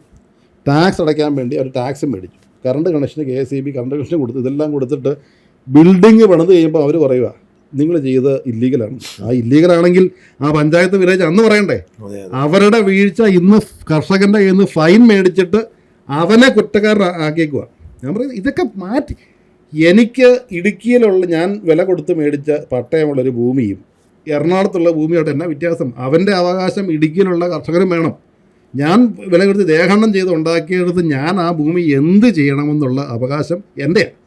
അത് മാറ്റി എഴുതുമെന്ന് പറഞ്ഞിട്ട് ഇവന്മാർക്ക് ഇവർക്ക് കൃഷി എന്താണെന്ന് അറിയത്തില്ല, കർഷകൻ്റെ വേദന എന്താണെന്ന് അറിയാൻ പറ്റില്ല. കർഷകരുടെ പാർട്ടിയാണെന്ന് പറഞ്ഞ് ഞാൻ പറയുന്നത് എന്ന് പറയുന്നത് ഇതാണ്. പക്ഷേ അവരവിടെ പോയി ഇരുന്നിട്ട് ഒരു ചെറു വിരൽ ഇതിനെക്കുറിച്ച് അവരും അനക്കുന്നില്ല. പിണറായി വിജയൻ പറയുന്നത് കേട്ടോണ്ടിരിക്കുക. അവർക്ക് ഈ പാലായിൽ കഴിഞ്ഞ പ്രാവശ്യം ഇലക്ഷൻ്റെ സമയത്ത് റബ്ബർ കർഷകർക്ക് തറവില കൊടുക്കണമെന്നൊരു മുൻ MP പറഞ്ഞപ്പം മുഖ്യമന്ത്രി പറഞ്ഞത് നിങ്ങൾ കണ്ടതാണല്ലോ. അത് പഞ്ചപുച്ഛം മടക്കി ആ പാർട്ടിയുടെ നേതാക്കന്മാരൊക്കെ കേട്ടോണ്ടിരുന്നു. മാണി സാറാണെങ്കിൽ നടക്കുമായിരുന്നു. ഇനി മുന്നണിയും വേണ്ട, ഒന്നും വേണ്ട, ഇതിനൊരു പരിഹാരം കണ്ടിട്ട് മതി, ഇനി അടുത്ത നവകേരള യാത്ര എന്ന് പറഞ്ഞാൽ അപ്പം സ്റ്റേജിൽ നിന്ന് ഇറങ്ങിപ്പോയാന്. ഒരു കാര്യം കൂടെ ചോദിച്ചിട്ട്, അപ്പു ജോസഫാണ് APU അപ്പു, അതൊരു ബംഗാളി പേരാ. അപ്പൊ അപ്പു അല്ല, APU. അതായത് നമ്മുടെ അപ്പച്ചനൊരു വലിയ സത്യജിത് റേയുടെ വലിയ ഫാനാണ്. ഈ അബുർ സൻസാർ, അപരാജിതോ, പതർ പാഞ്ചാലി എന്നൊക്കെ പറഞ്ഞിട്ട് ഒരു 3 സിനിമയുണ്ട്. ഒരു അബു എന്ന് പറയുന്ന ഒരു കുട്ടിയുടെ ജനനം തൊട്ട് അവൻ അഡോൾസൻസിൽ എത്തുന്ന വരെ ഒരു APU ആണ് അപ്പു. ശരിക്കും ബംഗാളിൽ പറയുന്നത് ഓപ്പു എന്നാണ്. ഓപ്പു. എങ്ങനെ രാഷ്ട്രീയത്തിലേക്ക് ഇറങ്ങിയിട്ട് ഇപ്പോൾ ഒരു 10 വർഷമായി കിടും. എന്നാ രാഷ്ട്രീയത്തിൽ ഇറങ്ങാൻ കാര്യം? പിന്നെ കാരണം എന്ന് പറഞ്ഞു കഴിഞ്ഞാൽ ഇപ്പം ഞാനും അപ്പച്ചൻ രാഷ്ട്രീയത്തിൽ വന്നതിനുള്ള പശ്ചാത്തലം മീഡിയക്കാർക്ക് അറിയാമായിരിക്കില്ല.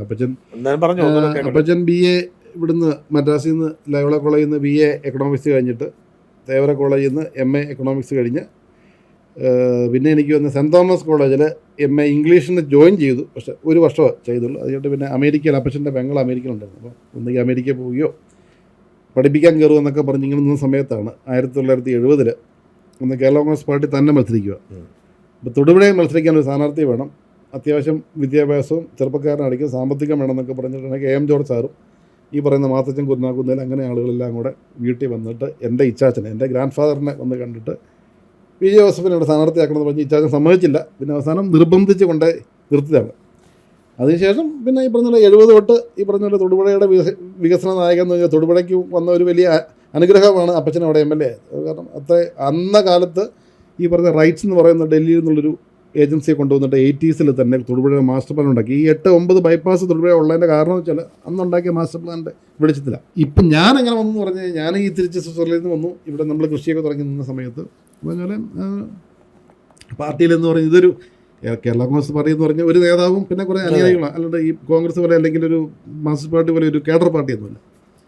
അപ്പോൾ വന്നു കഴിയുമ്പോഴത്തേക്കും ഈ പല ആളുകൾക്കും അപ്പച്ചനിലേക്ക് ആക്സസ് ഇല്ല എന്ന് പറയുന്ന വിഷയങ്ങൾ പറയാനൊക്കെ. അപ്പോൾ അപ്പച്ചൻ ഈ പറഞ്ഞ പോലെ പ്രായമായതിൻ്റെ ഒക്കെ ആയിട്ടും അപ്പച്ചൻ പഴയ പോലെയൊന്നും എല്ലാ ജില്ലകളിൽ നിന്നും പോകുന്നില്ലായിരുന്നു. അപ്പോൾ അങ്ങനെ വന്നപ്പോഴത്തേക്കും ആളുകൾ എന്നെ വിളിച്ചു തുടങ്ങി. അപ്പം ഞാൻ വിഷയം കേട്ടിട്ട് അപ്പച്ചനോട് പറഞ്ഞിട്ട് അപ്പച്ചൻ പറയും ഇത് ചെയ്താൽ പറയും. അപ്പം എന്നെ വിളിച്ചാൽ ഇതിനൊരു പരിഹാരം ഉണ്ടാകും എന്നുള്ള രീതിയിലുള്ളൊരു സംസാരം പാർട്ടിക്കകത്ത് ഇവിടെ ഉണ്ടായി. അങ്ങനെ ആളുകൾ എന്നെ വിളിച്ചു തുടങ്ങി. പിന്നെ ഞാൻ ഏത് മിസ് കോൾ കണ്ടാലും ഞാൻ തിരിച്ചു വിളിക്കും. അപ്പം ആൾക്കാരെ അപ്പോൾ എൻ്റെ ഭാര്യ എന്നോട് പറയാറുണ്ട്, ഈ പാർട്ടിക്കാരോട് കാണിക്കുന്നൊരു ക്ഷമ ഞങ്ങളോട് കാണിച്ചാൽ നമ്മുടെ കുടുംബം പണ്ട് ഞാൻ 8ഉം 10ഉം അരമണിക്കൂറും ഒക്കെ ആളുകൾ സംസാരിക്കുന്നത് കേട്ടോണ്ടിരിക്കും. പക്ഷേ അതിനകത്തുള്ള ഒരു സൈക്കോളജി എന്താ വെച്ചാൽ ഈ പാർട്ടിയിലുള്ള പല വിഷയങ്ങളെയും അവരുടെ വിഷയം കേൾക്കാൻ ആളില്ല എന്നുള്ളതാണ് പാർട്ടിക്കാരുടെ ഒരു വിഷയത. നമ്മളൊന്ന് കേട്ടിട്ട് ശരി ഞാനത് അപ്പച്ചൻ്റെ ശ്രദ്ധയിൽപ്പെടുത്തിയേക്കാമെന്ന് പറയുമ്പോൾ അവൻ്റെ ഒരു 80% വിഷയം അവിടെ തീർന്നു. ഇല്ലെങ്കിൽ ഇതിങ്ങനെ അഗ്നിപർവ്വതം പോലെ ഉള്ളിൽ ഇങ്ങനെ എരിഞ്ഞെരിഞ്ഞ് അവസാനം ഇത് പൊട്ടിത്തെറിച്ച് അവൻ പാട്ട് വിട്ടു അത് പോകും. അപ്പം നമ്മൾ അവരുടെ വിഷയം എല്ലാ വിഷയം ആർക്കും ഒന്നും പരിഹരിക്കാൻ പറ്റത്തില്ല. ഒരു വിഷയം ആർക്കും പരിഹരിക്കാൻ പറ്റത്തില്ല. എല്ലാ വിഷയം മേ ബി ഒരു 50% നമുക്ക് പരിഹരിക്കാൻ പറ്റും. ബാക്കി പരിഹരിക്കണമെന്നേ അവൻ്റെ വിഷയമുണ്ട്. അവനൊരു പാർട്ടി നേതാവെന്ന രീതിയിൽ അവൻ്റെ വിഷയം കേൾക്കാൻ ഇവിടെ ഒരു ചെവിയുണ്ടെന്ന് ഒരു ബോധ്യമുണ്ടെങ്കിൽ ഇതിനകത്തുള്ള പകുതി വിഷയം തീരും. ഇപ്പം എൻ്റെ പാർട്ടിയുടെ പദവി ഇപ്പം സ്റ്റേറ്റ് കോർഡിനേറ്റർ. അതെ, സ്റ്റേറ്റ് കോർഡിനേറ്റർ എന്ന് പറഞ്ഞു കഴിഞ്ഞാൽ ഇപ്പം ഈ ചെയ്യുന്ന വിളിയൊക്കെ തന്നെ എല്ലാ ജില്ലയിലും എവിടെയെങ്കിലും വിഷയം അടിയുമ്പോൾ പിടിയൊക്കെ ഉണ്ടെങ്കിൽ ആൾക്കാർ എന്നെ വിളിക്കും, നമ്മൾ അത് പരിഹരിച്ച് കൊടുക്കും. കഴിഞ്ഞ പ്രാവശ്യം അസംബ്ലി ഇലക്ഷനിൽ ഒത്തിരി വിഷയങ്ങളുണ്ടെന്ന് അറിയാമല്ലോ. പാർട്ടിക്ക് 10 സീറ്റേ കിട്ടിയുള്ളൂ. ഈ മത്സരിക്കാനുള്ള യോഗ്യതയുള്ള ഒരു 10-25 പേരുള്ള പാർട്ടിയായിരുന്നു. അപ്പം എല്ലാവർക്കും പറ്റിയില്ല. അപ്പം അവിടെ ഇവിടെയൊക്കെ അവർക്ക് റിബൽ നിൽക്കാനും അല്ലെങ്കിൽ നോമിനേഷൻ പേപ്പറൊക്കെ മേടിച്ച് വെച്ചിരുന്ന വീട്ടിൽ പോയ ആളുകളെ പോയി കണ്ട് പിന്മാറ്റിച്ചതും ഇതുപോലെ ഈ പാർട്ടിയിലെ ചില നേതാക്കന്മാരുടെ കോലമൊക്കെ പാലയിൽ ഇപ്പോൾ കത്തിക്കും എന്ന് പറഞ്ഞ് നിന്ന ആളുകളെയൊക്കെ പോയി അനുനയിപ്പിച്ച് പരിഹരിച്ചത് ഞാൻ തന്നെയാണ്. അന്ന് വേറെ ഒരു പാർട്ടിയിലെ ഒരു നേതാക്കന്മാരും പോയിട്ടില്ല. പരിഹരിച്ച് കഴിഞ്ഞപ്പോഴത്തേക്കും ആ ഒരു കോർഡിനേറ്റർ എന്നുള്ള പദവി ഈ ഇടയ്ക്ക് നമുക്ക് ഔദ്യോഗികമായിട്ട് നമുക്ക് തന്നു. അല്ലാതെ ജനറൽ സെക്രട്ടറി, വൈസ് പ്രസിഡന്റ് അങ്ങനത്തെ പദവികളൊന്നും അല്ല. സ്റ്റേറ്റ് കോർഡിനേറ്റർ എന്ന് പറഞ്ഞു കഴിഞ്ഞാൽ പാർട്ടിയിൽ ഇപ്പം പാർട്ടി ചെയർമാൻ അപ്പച്ചനുണ്ട്, വർക്കിംഗ് ചെയർമാൻ PC തോമസ് ഉണ്ട്, അതിൻ്റെ താഴെ മോൻസ് ജോസഫ്, ജോയി എബ്രഹാം, ഫ്രാൻസിസ് ജോർജ്, തോമസ് ഉണ്ണിയാടൻ, TV കുരുവിള. അതിൻ്റെ താഴെയുള്ള 6ാമത്തെ 7ാമത്തെ പോസ്റ്റാണ് നമ്മൾ നേതാക്കന്മാരുടെ മുകളിൽ കൊണ്ട് ഇരുത്തിയിട്ടില്ല. ഇപ്പം രാഷ്ട്രീയത്തിലേക്ക് 10 വർഷത്തിലധികമായി, ഇതുവരെ മത്സരിച്ചില്ല.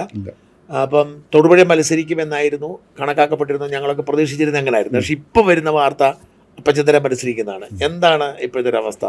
അല്ല, ഞാനൊരു ഈ പറയുന്ന പോലെ രാഷ്ട്രീയത്തിൽ വന്നത് ഇപ്പം ഒരു പാർലമെൻ്ററി മോഹമായിട്ടോ, ഞാൻ പറഞ്ഞല്ലോ, ഒരു യാദൃശ്ചികമായിട്ട് വന്നതാണ്. അപ്പച്ചനായിട്ട് ഉണ്ടാക്കിയൊരു പാർട്ടി, അപ്പച്ചൻ ജീവിച്ചിരിക്കുന്നിടം കാലം. ഈ ഞാൻ മാണി സാറിൻ്റെ കാര്യം ഞാൻ പറയും, ഒന്ന് ഓർമ്മപ്പെടുത്തുക. മാണി സാറ് 55 വർഷം എന്തൊക്കെ പറഞ്ഞാലും മാണി സാർ ഒരു നല്ല രാഷ്ട്രീയ നേതാവാണ്. മാണി സാർ ഒത്തിരി കാര്യങ്ങൾ സാധാരണക്കാർക്ക് വേണ്ടി ചെയ്തിട്ടുണ്ട്. പക്ഷേ പോയ സമയത്ത് മാണി സാറിന് ഭയങ്കരമായ പേരുദോഷം ഉണ്ടാക്കിയിട്ടാണ് പോയത്. ആളുകൾ ഇന്നത്തെ ഒരു പുതുതലമുറയോട് മാണി സാറിനെന്ന് പറഞ്ഞു കഴിഞ്ഞാൽ വേറെ പേരിലാണ് മാണി സാറിന് അറിയാം. അത് എൻ്റെ അപ്പനുണ്ടായിരുന്നു എന്നുള്ള ഒരു നിർബന്ധ ബുദ്ധി എനിക്കുണ്ട്. അപ്പനായിട്ട് ഉണ്ടാക്കിയ പാർട്ടി, അപ്പച്ചനായിട്ട് ഉണ്ടാക്കിയ ഒരു സംവിധാനം, അതിൻ്റെ കെട്ടുറപ്പിനെ ബാധിക്കുന്ന ഒരു പരിപാടിക്കും പോകത്തില്ല. അല്ലെങ്കിൽ അതിനെ ഈ കാലഘട്ടത്തിലെങ്കിലും ഒറ്റക്കെട്ടായി മുന്നോട്ട് കൊണ്ടുപോകണം. അതിന് മാക്സിമം ചെയ്യാവുന്ന കാര്യങ്ങൾ ചെയ്യുമെന്ന് പറഞ്ഞുകൊണ്ട് ഞാൻ ഇതിനകത്തേക്ക് വന്നത്. അപ്പം തൊടുപുഴ സീറ്റിൽ ഇപ്പോൾ അങ്ങനെ വന്നു കഴിയുമ്പോഴത്തേക്കും എൻ്റെ പേരൊക്കെ കഴിഞ്ഞ പ്രാവശ്യം തന്നെ തിരുവാമ്പാടിയിൽ ഞാൻ നിൽക്കണം എന്നൊക്കെ പറഞ്ഞ് അവിടെ നിന്ന് കോഴിക്കോട് ജില്ലയിൽ നിന്ന് നമ്മുടെ പാർട്ടിക്കാർ തന്നെ പ്രസ്ഥാനമൊക്കെ ഇറക്കി. അപ്പോൾ അതിപ്പോൾ അപ്പച്ചൻ പറഞ്ഞു അവൻ പാർട്ടിയിലൊരു റോള് കൊടുത്തിട്ടുണ്ട്, കഴിവ് തെളിയിച്ച് കയറി വരട്ടെ, കയറി വന്നു കഴിഞ്ഞാൽ നമുക്ക് നോക്കാമെന്നൊക്കെ അന്നും പറഞ്ഞിട്ടുണ്ട്. ഇപ്പോഴാണെങ്കിലും ഞാൻ പറയുന്നത് ഈ തൊടുപുഴ സീറ്റ് എന്ന് പറയുന്നത് അപ്പച്ചന് ആരോഗ്യമുണ്ടെങ്കിൽ അപ്പച്ചൻ തന്നെ മത്സരിക്കുന്നതാണ് യുക്തമെന്ന് ഈ പാർട്ടിയിലെ ഒരു ബഹുഭൂരിപക്ഷം ആളുകൾക്കും അഭിപ്രായമുണ്ട്. അത് പാർട്ടിയുടെ ഒരു തീരുമാനം നമ്മൾ മാനിക്കുമെന്നുള്ളൂ.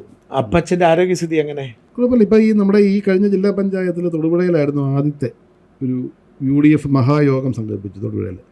ആ യോഗത്തിൽ വെച്ച് അപ്പച്ചൻ പ്രഖ്യാപിച്ചു, ഇടുക്കി, കോട്ടയം, പത്തനംതിട്ട ഈ 3 ജില്ലാ പഞ്ചായത്തുകളെ UDF തിരിച്ചു പിടിച്ചിരിക്കുമെന്ന് VD സതീശൻ്റെയും സണ്ണി ജോസഫിൻ്റെയും രമേശ് ചെന്നിത്തലയുടെയും അടൂർ പ്രകാശിൻ്റെയും സാന്നിധ്യത്തിൽ അപ്പച്ചനൊരു ഡിക്ലറേഷൻ നടത്തി.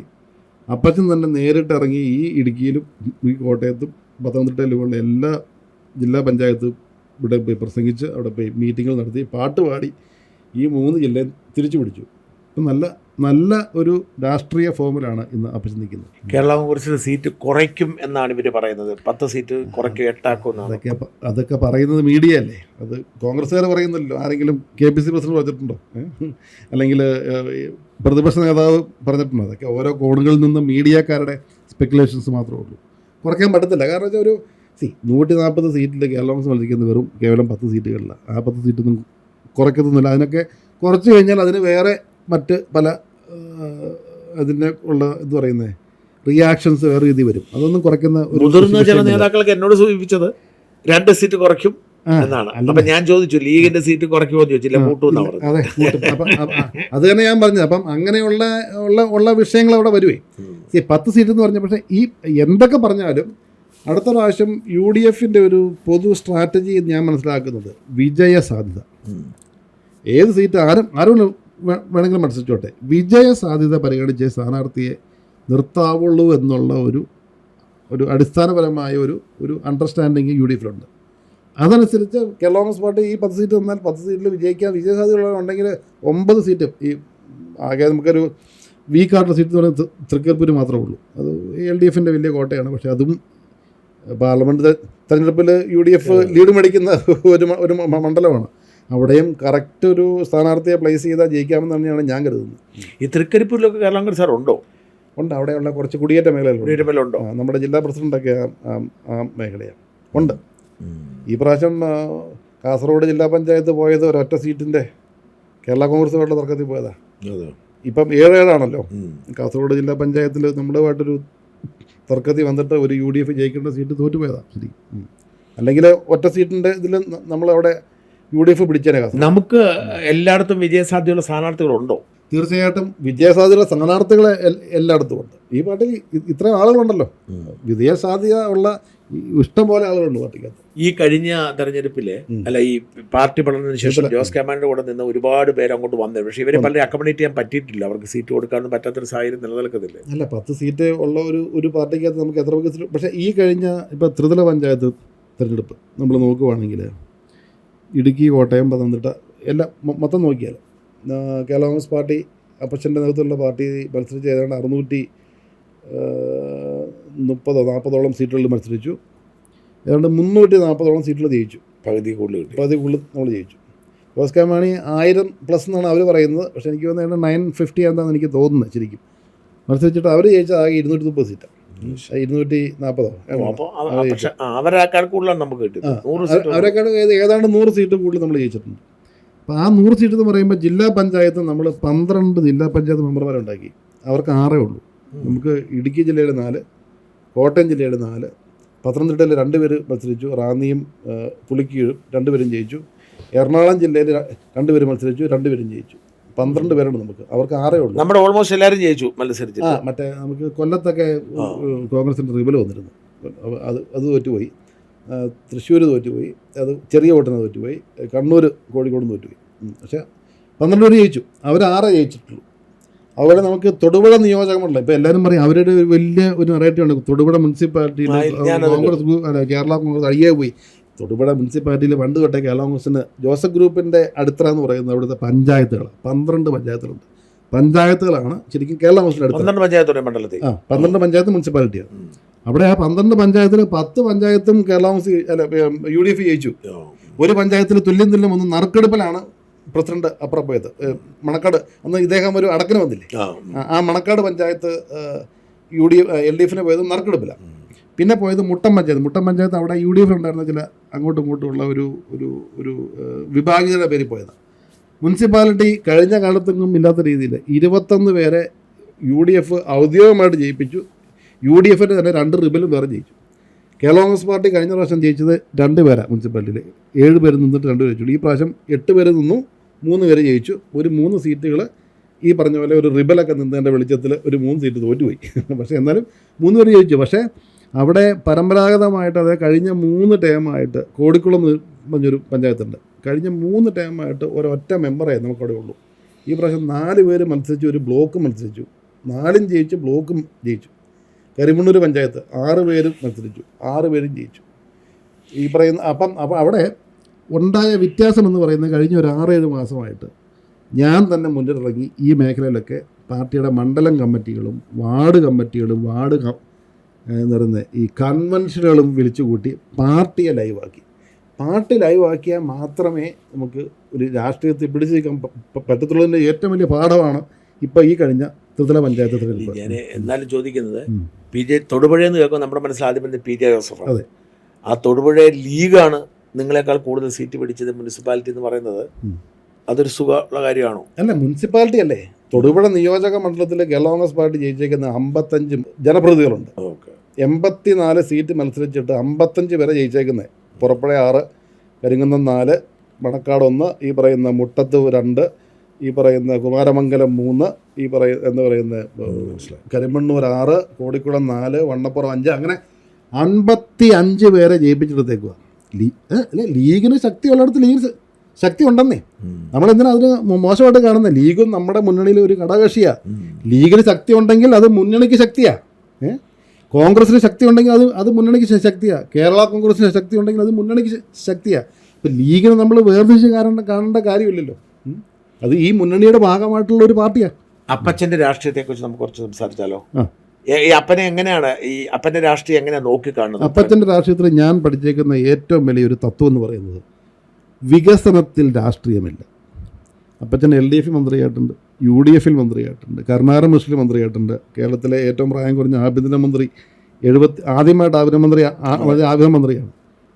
എപ്പോൾ മന്ത്രിയായിട്ടിരുന്നാലും പ്രതിപക്ഷ പരാമർശ ഭേദമില്ലാതെ മുഖം നോക്കാതെ ആവശ്യങ്ങൾക്ക് ഫണ്ട് കൊടുത്തിരുന്നൊരു മന്ത്രിയാണ്. വികസനത്തിൽ രാഷ്ട്രീയമില്ല എന്നുള്ളതാണ് അപ്പച്ചൻ്റെ അടിസ്ഥാന തത്വം.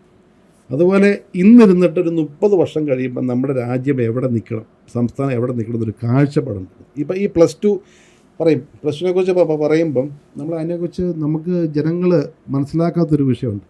നമ്മളൊക്കെ കോളേജിൽ പഠിക്കുമ്പോൾ അന്ന് കോട്ടയം ജില്ലയിൽ എത്ര കോളേജുകളുണ്ട്? ഇടുക്കി ജില്ലയിൽ ആകെ 3 കോളേജുണ്ട്. Thodupuzha Newman college, Murickassery college, Moolamattam saint Joseph. ഈ 10-30,000 പിള്ളേർ SLC പാസ്സായി കഴിഞ്ഞിട്ടല്ലേ ആകെ 2,000-3,000 സീറ്റേ ഉള്ളൂ പഠിക്കാൻ. ബാക്കി പിള്ളേരൊക്കെ പഠിത്തം നിർത്തി കഴിഞ്ഞിട്ടുണ്ട് 10 കഴിഞ്ഞിട്ട്. അതുകൊണ്ടാണ് പണ്ട് കാലത്ത് ഈ 10 കുസ്തി എന്ന് പറഞ്ഞുകൊണ്ടിരുന്നത്. അത് കഴിഞ്ഞിട്ട് പിന്നെ കുറേ പേര് പാർലക്കോളേജിൽ പോകും. വീട്ടിൽ സാമ്പത്തികമുള്ളവരാണെങ്കിൽ അവർ വേറെ എവിടെയെങ്കിലും ഫീസ് കൊടുത്ത് പിള്ളേരെ എറണാകുളത്തോ അല്ലെങ്കിൽ മറ്റ് സംസ്ഥാനങ്ങൾ കൊടുത്തു വിടും. ഈ +2 വന്നപ്പോൾ എന്തായി, ഓരോരുത്തർക്കും വീട്ടും എടുത്ത് ഓരോ പഞ്ചായത്തിലും +2 സ്കൂളുകൾ വന്നു. ഈ 10th കഴിഞ്ഞിട്ട് +2ന് പോയ പിള്ളേർ പിന്നെ അത് കഴിയുമ്പോൾ ഈ പറഞ്ഞ നഴ്സിംഗോ എഞ്ചിനീയറിംഗോ എന്തെന്ന് വെച്ചാൽ പോയിട്ട് നമ്മുടെ മധ്യ കേരളത്തെ കാർഷിക മേഖലയെ പിടിച്ചു നിർത്തിയ വിപ്ലവപര മാറ്റമാണ് +2 വിദ്യാഭ്യാസം എന്ന് പറയും. ഇപ്പം കേരളം പിടിച്ചു നിൽക്കുന്ന ഈ പിള്ളേരൊക്കെ ഇത് കഴിഞ്ഞിട്ട് നഴ്സിംഗും എഞ്ചിനീയറിംഗും പഠിച്ചിട്ട് പുറത്ത് പോയോണ്ടാണ്.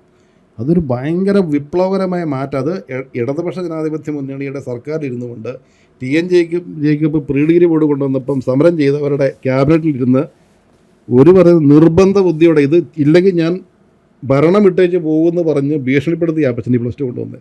ഇന്ന് നായനര മാത്രം അന്ന് അപ്പച്ചനെ സപ്പോർട്ട് ചെയ്തുള്ളൂ. ബാക്കി പറഞ്ഞാൽ ഇത് ഇടതുപക്ഷ മുന്നണിയുടെ അടിസ്ഥാന പ്രഖ്യാപന നയങ്ങൾക്ക് എതിരാണെന്നൊക്കെ പറഞ്ഞ് അവർ എതിരായിരുന്നു.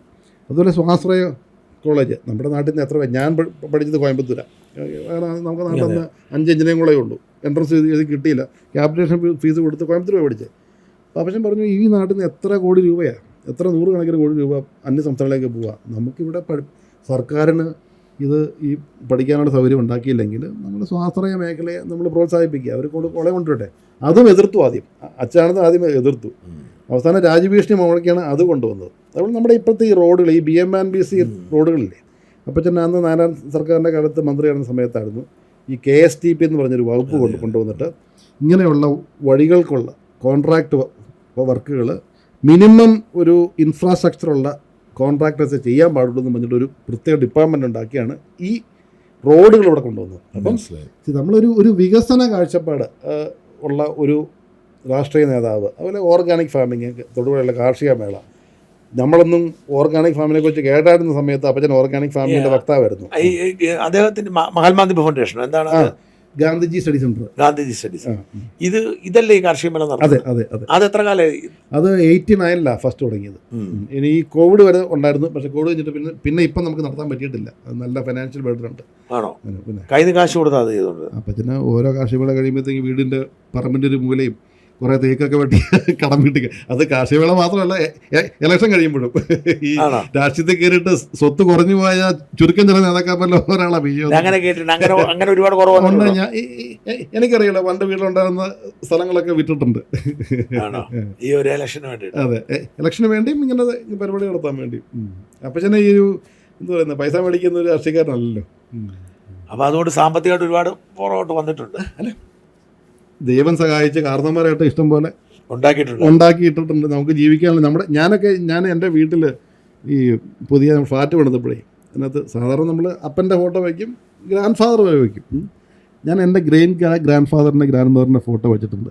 ഇടയ്ക്കിടയ്ക്ക് പുള്ളി ഇവിടെ നീയൊക്കെ ഇങ്ങനെ അർമാദിച്ച് നടക്കാൻ കാരണമായി ഇവരൊക്കെ ഈ ദേഹരണം ചെയ്തുകൊണ്ടാണ് തരിശ് കിടന്ന ഭൂമി കൃഷി ചെയ്ത് അവർ കൃഷിഭൂമി ആക്കിയോണ്ടാണ് നീയൊക്കെ ഇപ്പം ആൾ കളിച്ച് നടക്കുന്നത്. അതുകൊണ്ട് ഇവരോട് നീ കടപ്പെട്ടിരിക്കണം. അതുകൊണ്ട് പറഞ്ഞ ആ ഗ്രേറ്റ് ഗ്രാൻഡ് ഫാദേഴ്സിൻ്റെ ഒക്കെ ഒരു അധ്വാനത്തിൻ്റെ ഫലവും പ്രാർത്ഥന. ഞാൻ കണ്ടത് എൻ്റെ ഗ്രാൻഡ് മദറൊക്കെ ചുമ്മാ ഇരിക്കുമ്പോൾ കൊന്തയില്ലായിരുന്നു. എൻ്റെ അമ്മ ചുമ്മാ ഇരിക്കുമ്പോൾ കൊന്തയില്ല. അവരുടെയൊക്കെ പ്രാർത്ഥനയുടെയും അധ്വാനത്തിൻ്റെ ഫലമാണ് ഞങ്ങളുടെയൊക്കെ ജീവിതം. പശു വളർത്തുണ്ടല്ലോ. അതുകൊണ്ട് ഇപ്പോൾ ഒരു 125 പശു ഉണ്ട് വീട്ടിൽ. അപ്പച്ചൻ അതൊരു ഹരമാണ്. അത് ഹരമാണ്, അപ്പച്ചൻ്റെ ഒരു ഹോബിയാണ്. ഈ വരാൻ പോകുന്ന തെരഞ്ഞെടുപ്പിനെ എങ്ങനെയാണ് ഇപ്പോൾ തയ്യാറെടുത്തോണ്ടിരിക്കുന്നത്? നിങ്ങൾക്ക് 10 സീറ്റ് എന്തായാലും നിങ്ങൾ പ്രതീക്ഷിക്കുന്നു. അത് കൂടുതൽ ചോദിക്കാൻ സാധ്യത കുറവാണല്ലോ ഇപ്പോഴത്തെ സാഹചര്യത്തിൽ. ഒരു തർക്കത്തിലേക്ക് പോകാൻ താല്പര്യമില്ലെന്നാണ് മോൻസ് ജോസഫ് കഴിഞ്ഞ ദിവസം പറഞ്ഞിരുന്നു. മോൻസാണ് പാർട്ടി രണ്ടാമൻ. പി സി തോമസ് സാറാണ്. പക്ഷെ ഞാൻ പറയുന്നത് ഒരു MLA എന്ന രീതിയിൽ അദ്ദേഹത്തിന്റെ അഭിപ്രായങ്ങൾ ചാനലുകാരെ എപ്പോഴും സിറ്റിംഗ് MLAമാർ രണ്ടുപേരും അങ്ങനെ തന്നെയാണ്. പിന്നെ ബാക്കി രാജരാശി പരിസരിച്ചവർക്ക് തന്നെ ആയിരിക്കും സീറ്റ് ഇത്തവണ കൊടുക്കാൻ പോകുന്നത്. അത് അറിയത്തില്ല, അത് പാർട്ടി തീരുമാനിക്കണം. ചിലപ്പം ചില മാറ്റങ്ങളൊക്കെ വന്നേക്കാം. ഇപ്പം UDF-ന്റെ ഒരു സാധ്യത എങ്ങനെയാണ് വിലയിരുത്തുന്നത് വരാൻ? ഈ ഒരു കഴിഞ്ഞ തെരഞ്ഞെടുപ്പിലെ ഒരു ത്രിതല പഞ്ചായത്ത് തെരഞ്ഞെടുപ്പിലെ ഒരു ഫലങ്ങൾ നമ്മൾ വിലയിരുത്തുകയാണെങ്കിൽ എനിക്ക് തോന്നുന്നത് അത് പല ചാനലുകളും അതിൻ്റെ ഒരു ഈ നിയമസഭാ മണ്ഡലങ്ങൾ തിരിച്ചുള്ള ഒരു വിലയിരുത്തുകൾ 80 സീറ്റോളം 80 സീറ്റോളം UDF-ന് ഭൂരിപക്ഷമുണ്ട് എന്ന് പറയുന്നു. പക്ഷേ അതിൽ തന്നെ ഒരു 10-15 സീറ്റ് 2000 വോട്ട് താഴെ. അതിനൊരു ഷിഫ്റ്റ് ഉണ്ടാക്കാൻ LDF-ന് വലിയ മെനക്കെടൊന്നുമില്ല. അവരൊരു വേറെ എന്തെങ്കിലും സ്ട്രാറ്റജി ഉപയോഗിച്ചാൽ മാറ്റാൻ പറ്റും. അപ്പം ഇപ്പോഴും ഞാൻ പറയുന്നത് വലിയൊരു വിജയസാധ്യതയുണ്ട്. പക്ഷെ അത് UDF ആയിട്ട് നിന്നാൽ, ഐക്യജനാധിപത്യ മുന്നണിയുടെ ഫസ്റ്റ് വാക്കുണ്ടല്ലോ, ഐക്യം, ഘടകകക്ഷികളും മറ്റ് എല്ലാവരും ഐക്യത്തോടെ മുന്നോട്ട് പോയാൽ തീർച്ചയായിട്ടും ഭരണം. കാരണം ഒരു വളരെ രൂക്ഷമായ അല്ലെങ്കിൽ വളരെ വ്യാപകമായിട്ടൊരു ഒരു ഭരണവിരുദ്ധ തരംഗം നാട്ടിലുണ്ട്. അത് പ്രത്യേകിച്ച് CPM-നോടല്ല, ഈ മുഖ്യമന്ത്രിയോടുള്ള വ്യക്തിപരമായ അഭിപ്രായ വ്യത്യാസം ഒത്തിരി പേർക്കുണ്ട്. പിന്നെ അതിൻ്റെ കൂടെ ഇപ്പോൾ ഈ ശബരിമല നമ്മൾ ശരിക്കും ആലോചിക്കേണ്ട ഒരു സംഭവമേ, ശബരിമലയിൽ ഉണ്ടാക്കി വെച്ചിരുന്ന കാര്യങ്ങളിൽ തന്നെ ഇത്രയും അഴിമതി ഉണ്ടായെങ്കിൽ അവിടെ വന്ന് വീഴുന്ന പിരിവുകൾ, ഈ കോൺട്രിബ്യൂഷനും വരുന്ന ഈ ഗോൾഡും മോതിരവും അതെല്ലാം സോർട്ട് ചെയ്യുന്നത് ഈ ആശാമര് തന്നെയല്ലേ. ഈ ഇടയ്ക്ക് ഒരു വാർത്ത കണ്ടെന്ന് അറിയാൻ മേല, ഈ മണ്ഡലകാലത്ത് തിരക്ക് കുറവായിരുന്നു, എന്നിട്ടും കഴിഞ്ഞ 3 വർഷത്തെ അപേക്ഷിച്ച് നോക്കുമ്പോഴത്തേക്കും അവിടെ പിരിവ് കൂടുതൽ കിട്ടിയതാ പറയുന്നത്. അതായത് അതിൽ നിന്ന് കൈയിട്ട് വാരിയിട്ടല്ലേ ഈ പ്രാവശ്യം. അപ്പൊ ആലോചിച്ച് നോക്കുക, എന്തു വ്യാപകമായ അഴിമതിയാണ് ഇതിപ്പോ ശബരിമലയുടെ കാര്യം മാത്രമാണല്ലോ പറയുന്നത്. അതുപോലെ ഈ ദേവസ്വം ബോർഡ് ഹാൻഡിൽ ചെയ്യുന്ന ഗുരുവായൂരുണ്ട്, അല്ലെങ്കിൽ ഈ പറയുന്ന എത്ര അമ്പലങ്ങളുണ്ട്, അതെ അതെ അവിടെയൊക്കെ. അപ്പം എന്ത് വ്യാപകമായ അഴിമതിയായിരിക്കും ഈ നാട്ടിൽ നടന്നിരിക്കുന്നത് നമ്മൾ ഒന്ന് ആലോചിച്ച് നോക്കുക. ഈ നിരീശ്വരവാദികൾക്ക് ദൈവത്തെ പേടിയില്ല, അതുകൊണ്ട് അവർക്ക് എവിടെ വെള്ളം കയറി എന്ത് വേണം നമുക്ക് നേർച്ചപ്പെട്ട് ചെയ്യുന്ന ഒരു 50 പൈസ കോയിൻ എടുക്കാൻ നമുക്ക് പേടിയാ. കാരണം പുള്ളിയാണ് കോപിക്കുന്ന പേടി, ഇവർക്ക് പേടിയൊന്നുമില്ലല്ലോ.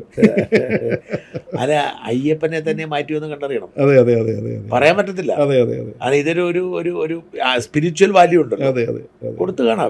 ഞാൻ വിചാരിക്കുന്നത്, കാരണം ഞാനിപ്പോൾ കഴിഞ്ഞ ദിവസം ഈ അന്വേഷണ സംഘവുമായി ബന്ധപ്പെട്ട് ചിലരോട് സംസാരിച്ചപ്പോൾ അവരൊക്കെ പറയുന്നത് അവിടെ ഒന്നും അല്ല, കംപ്ലീറ്റ് പോയെന്നാ പറയുന്നത്. അതെ, ഇല്ലെന്നേ, ഈ പിരിവ് കെട്ടി വരുന്ന സാധനത്തിന്റെ ഒന്ന് ആലോചിച്ച് നോക്കുക. എത്ര കോടി രൂപയാ ഓരോ മണ്ഡലകാലങ്ങൾ അവിടെ പോയി വീഴുന്നേ.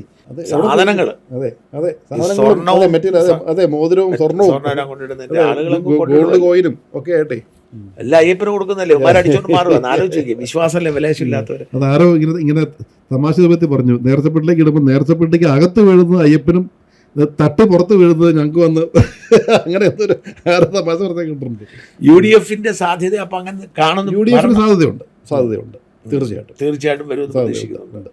ഇപ്പൊ അവർ തമ്മിൽ മുഖ്യമന്ത്രി കസേരയുടെ തർക്കമൊക്കെ ഉണ്ടല്ലോ, ആ കാര്യത്തിൽ വല്ലതും അല്ലെന്നേ. നമ്മൾ അതിനെ ആ ഒരു നെറേറ്റീവ് നമ്മൾ പറയുമ്പോഴേ അതിന് മറ്റൊരു മറുവശമുണ്ട് ആ നെറേറ്റീവിക്ക്. അപ്പോൾ ഇതിനകത്ത് അവർ പറയുന്നു, കേരളത്തിലെ കോൺഗ്രസ് പാർട്ടിയിൽ 4 or 5 പേര് മുഖ്യമന്ത്രിയാകാൻ വേണ്ടി റെഡിയായിട്ടിരിക്കുകയാണ്, അവർ തമ്മിൽ ആശയക്കുഴപ്പമാണ്, തർക്കമാണ് എന്നൊക്കെ പറയും.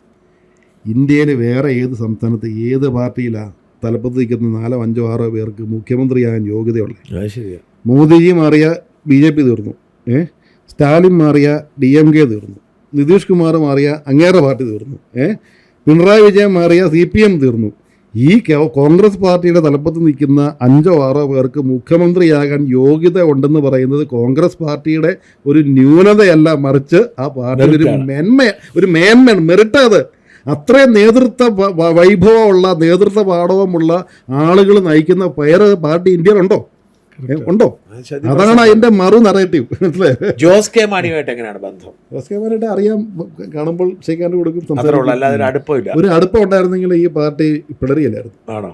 ഈ പാർട്ടി പിളരേണ്ട സാഹചര്യം എന്തായിരുന്നു? അത് ജോസ് കെ മാണിയുടെ ചുറ്റും നിന്ന ആളുകൾ അദ്ദേഹത്തിന് റോങ് അഡ്വൈസ് കൊടുത്തത്. റോങ് അഡ്വൈസാണ്. നമ്മൾ ഇത്ര ആലോചിച്ചാൽ മതി. മാണി സാറ് ഈ ഒരു പാർട്ടിയെ യോജിപ്പിച്ചതിൽ മാണി സാറിന് ഒരു വലിയ കാഴ്ചപ്പാടുണ്ടായിരുന്നു. 15 സീറ്റ് നമ്മൾ മേടിച്ച് നിന്നു, ഏതാണ്ട് 8-10 സീറ്റ് നമ്മൾ ജയിച്ചു. ആ സമയത്ത് കേരള കോൺഗ്രസ് പാർട്ടിയെ വളർത്തുക, അതുപോലെ തന്നെ പാർട്ടിയുടെ ഈ മത്സരിക്കുന്ന മേഖലകളിലുള്ള അടിത്തറകൾ വികസിപ്പിക്കുക. പാലായിലൊക്കെ മാണി സാറിന് വേറെ, പാലായിൽ അന്നും 4.5 വോട്ടിന് ലാസ്റ്റ് ജയിച്ചത്. പക്ഷേ മാണി സാറിൻ്റെ ഒരു കാഴ്ചപ്പാടെന്ന് പറയുന്നത്, മാണി സാർ അന്നത്തേക്കും അറിയാലോ, അന്ന് ലയനം നടന്നത് എങ്ങനെയാണ്, ചർച്ചകൾ നടന്നതൊക്കെ പല സ്ഥലങ്ങളിലാണ്.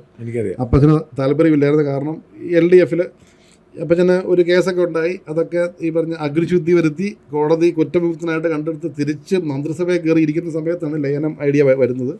അന്ന് പാർട്ടിയിലുള്ള പലരും അച്ഛനും കണ്ടു പറഞ്ഞതാണല്ലോ പറഞ്ഞത്. അത് ഞാൻ എൻ്റെ വിശദാംശങ്ങളെ ഞാൻ കടക്കുന്നില്ല. അപ്പോൾ അതെല്ലാം വന്നിട്ട് മാണി സാറ് വന്നിട്ട് പറഞ്ഞു, മാണി സാറിന് പാർട്ടിയുടെ ചെയർമാനാകണം, മാണി സാറിന് പാർലമെൻ്ററി പാർട്ടി നേതാവ് മാണി സാർ എന്നെ വേണം എന്നൊക്കെ പറഞ്ഞ് അവസാനം മറ്റ് നേതാക്കന്മാരൊന്നും ചർച്ചയിലിരുന്നു. അങ്ങനെ അപ്പച്ചനെ പറഞ്ഞ് മനസ്സിലാക്കി, അതൊക്കെ അങ്ങനെയൊക്കെ അപ്പച്ചൻ എഗ്രി ചെയ്ത് വന്നു, മത്സരിച്ചു. 72 സീറ്റ് UDF ജയിച്ചു, 68 സീറ്റ് LDF ജയിച്ചു.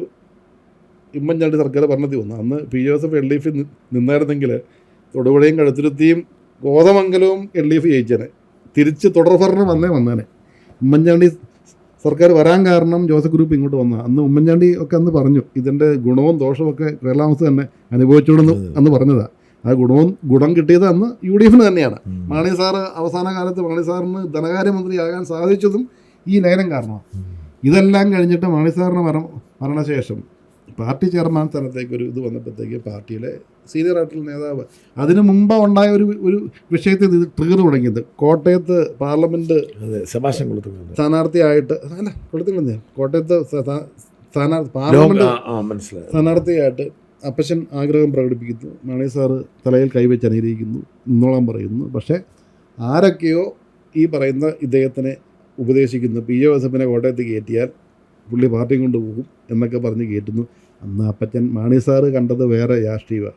ഔസേപ്പച്ചനെ ഒരു എം പി ആക്കി ഡൽഹിയിൽ വിട്ട് കഴിഞ്ഞാൽ അടുത്ത ദിവസം മാണി സാറ് പറഞ്ഞു, ഔസേപ്പച്ച എനിക്ക് പ്രായമായി, നമുക്ക് ജോമോനെ നമുക്ക് ചെയർമാൻ ആക്കിയേക്കാൻ. അതായിരുന്നു മാണി സാറിൻ്റെ രാഷ്ട്രീയം.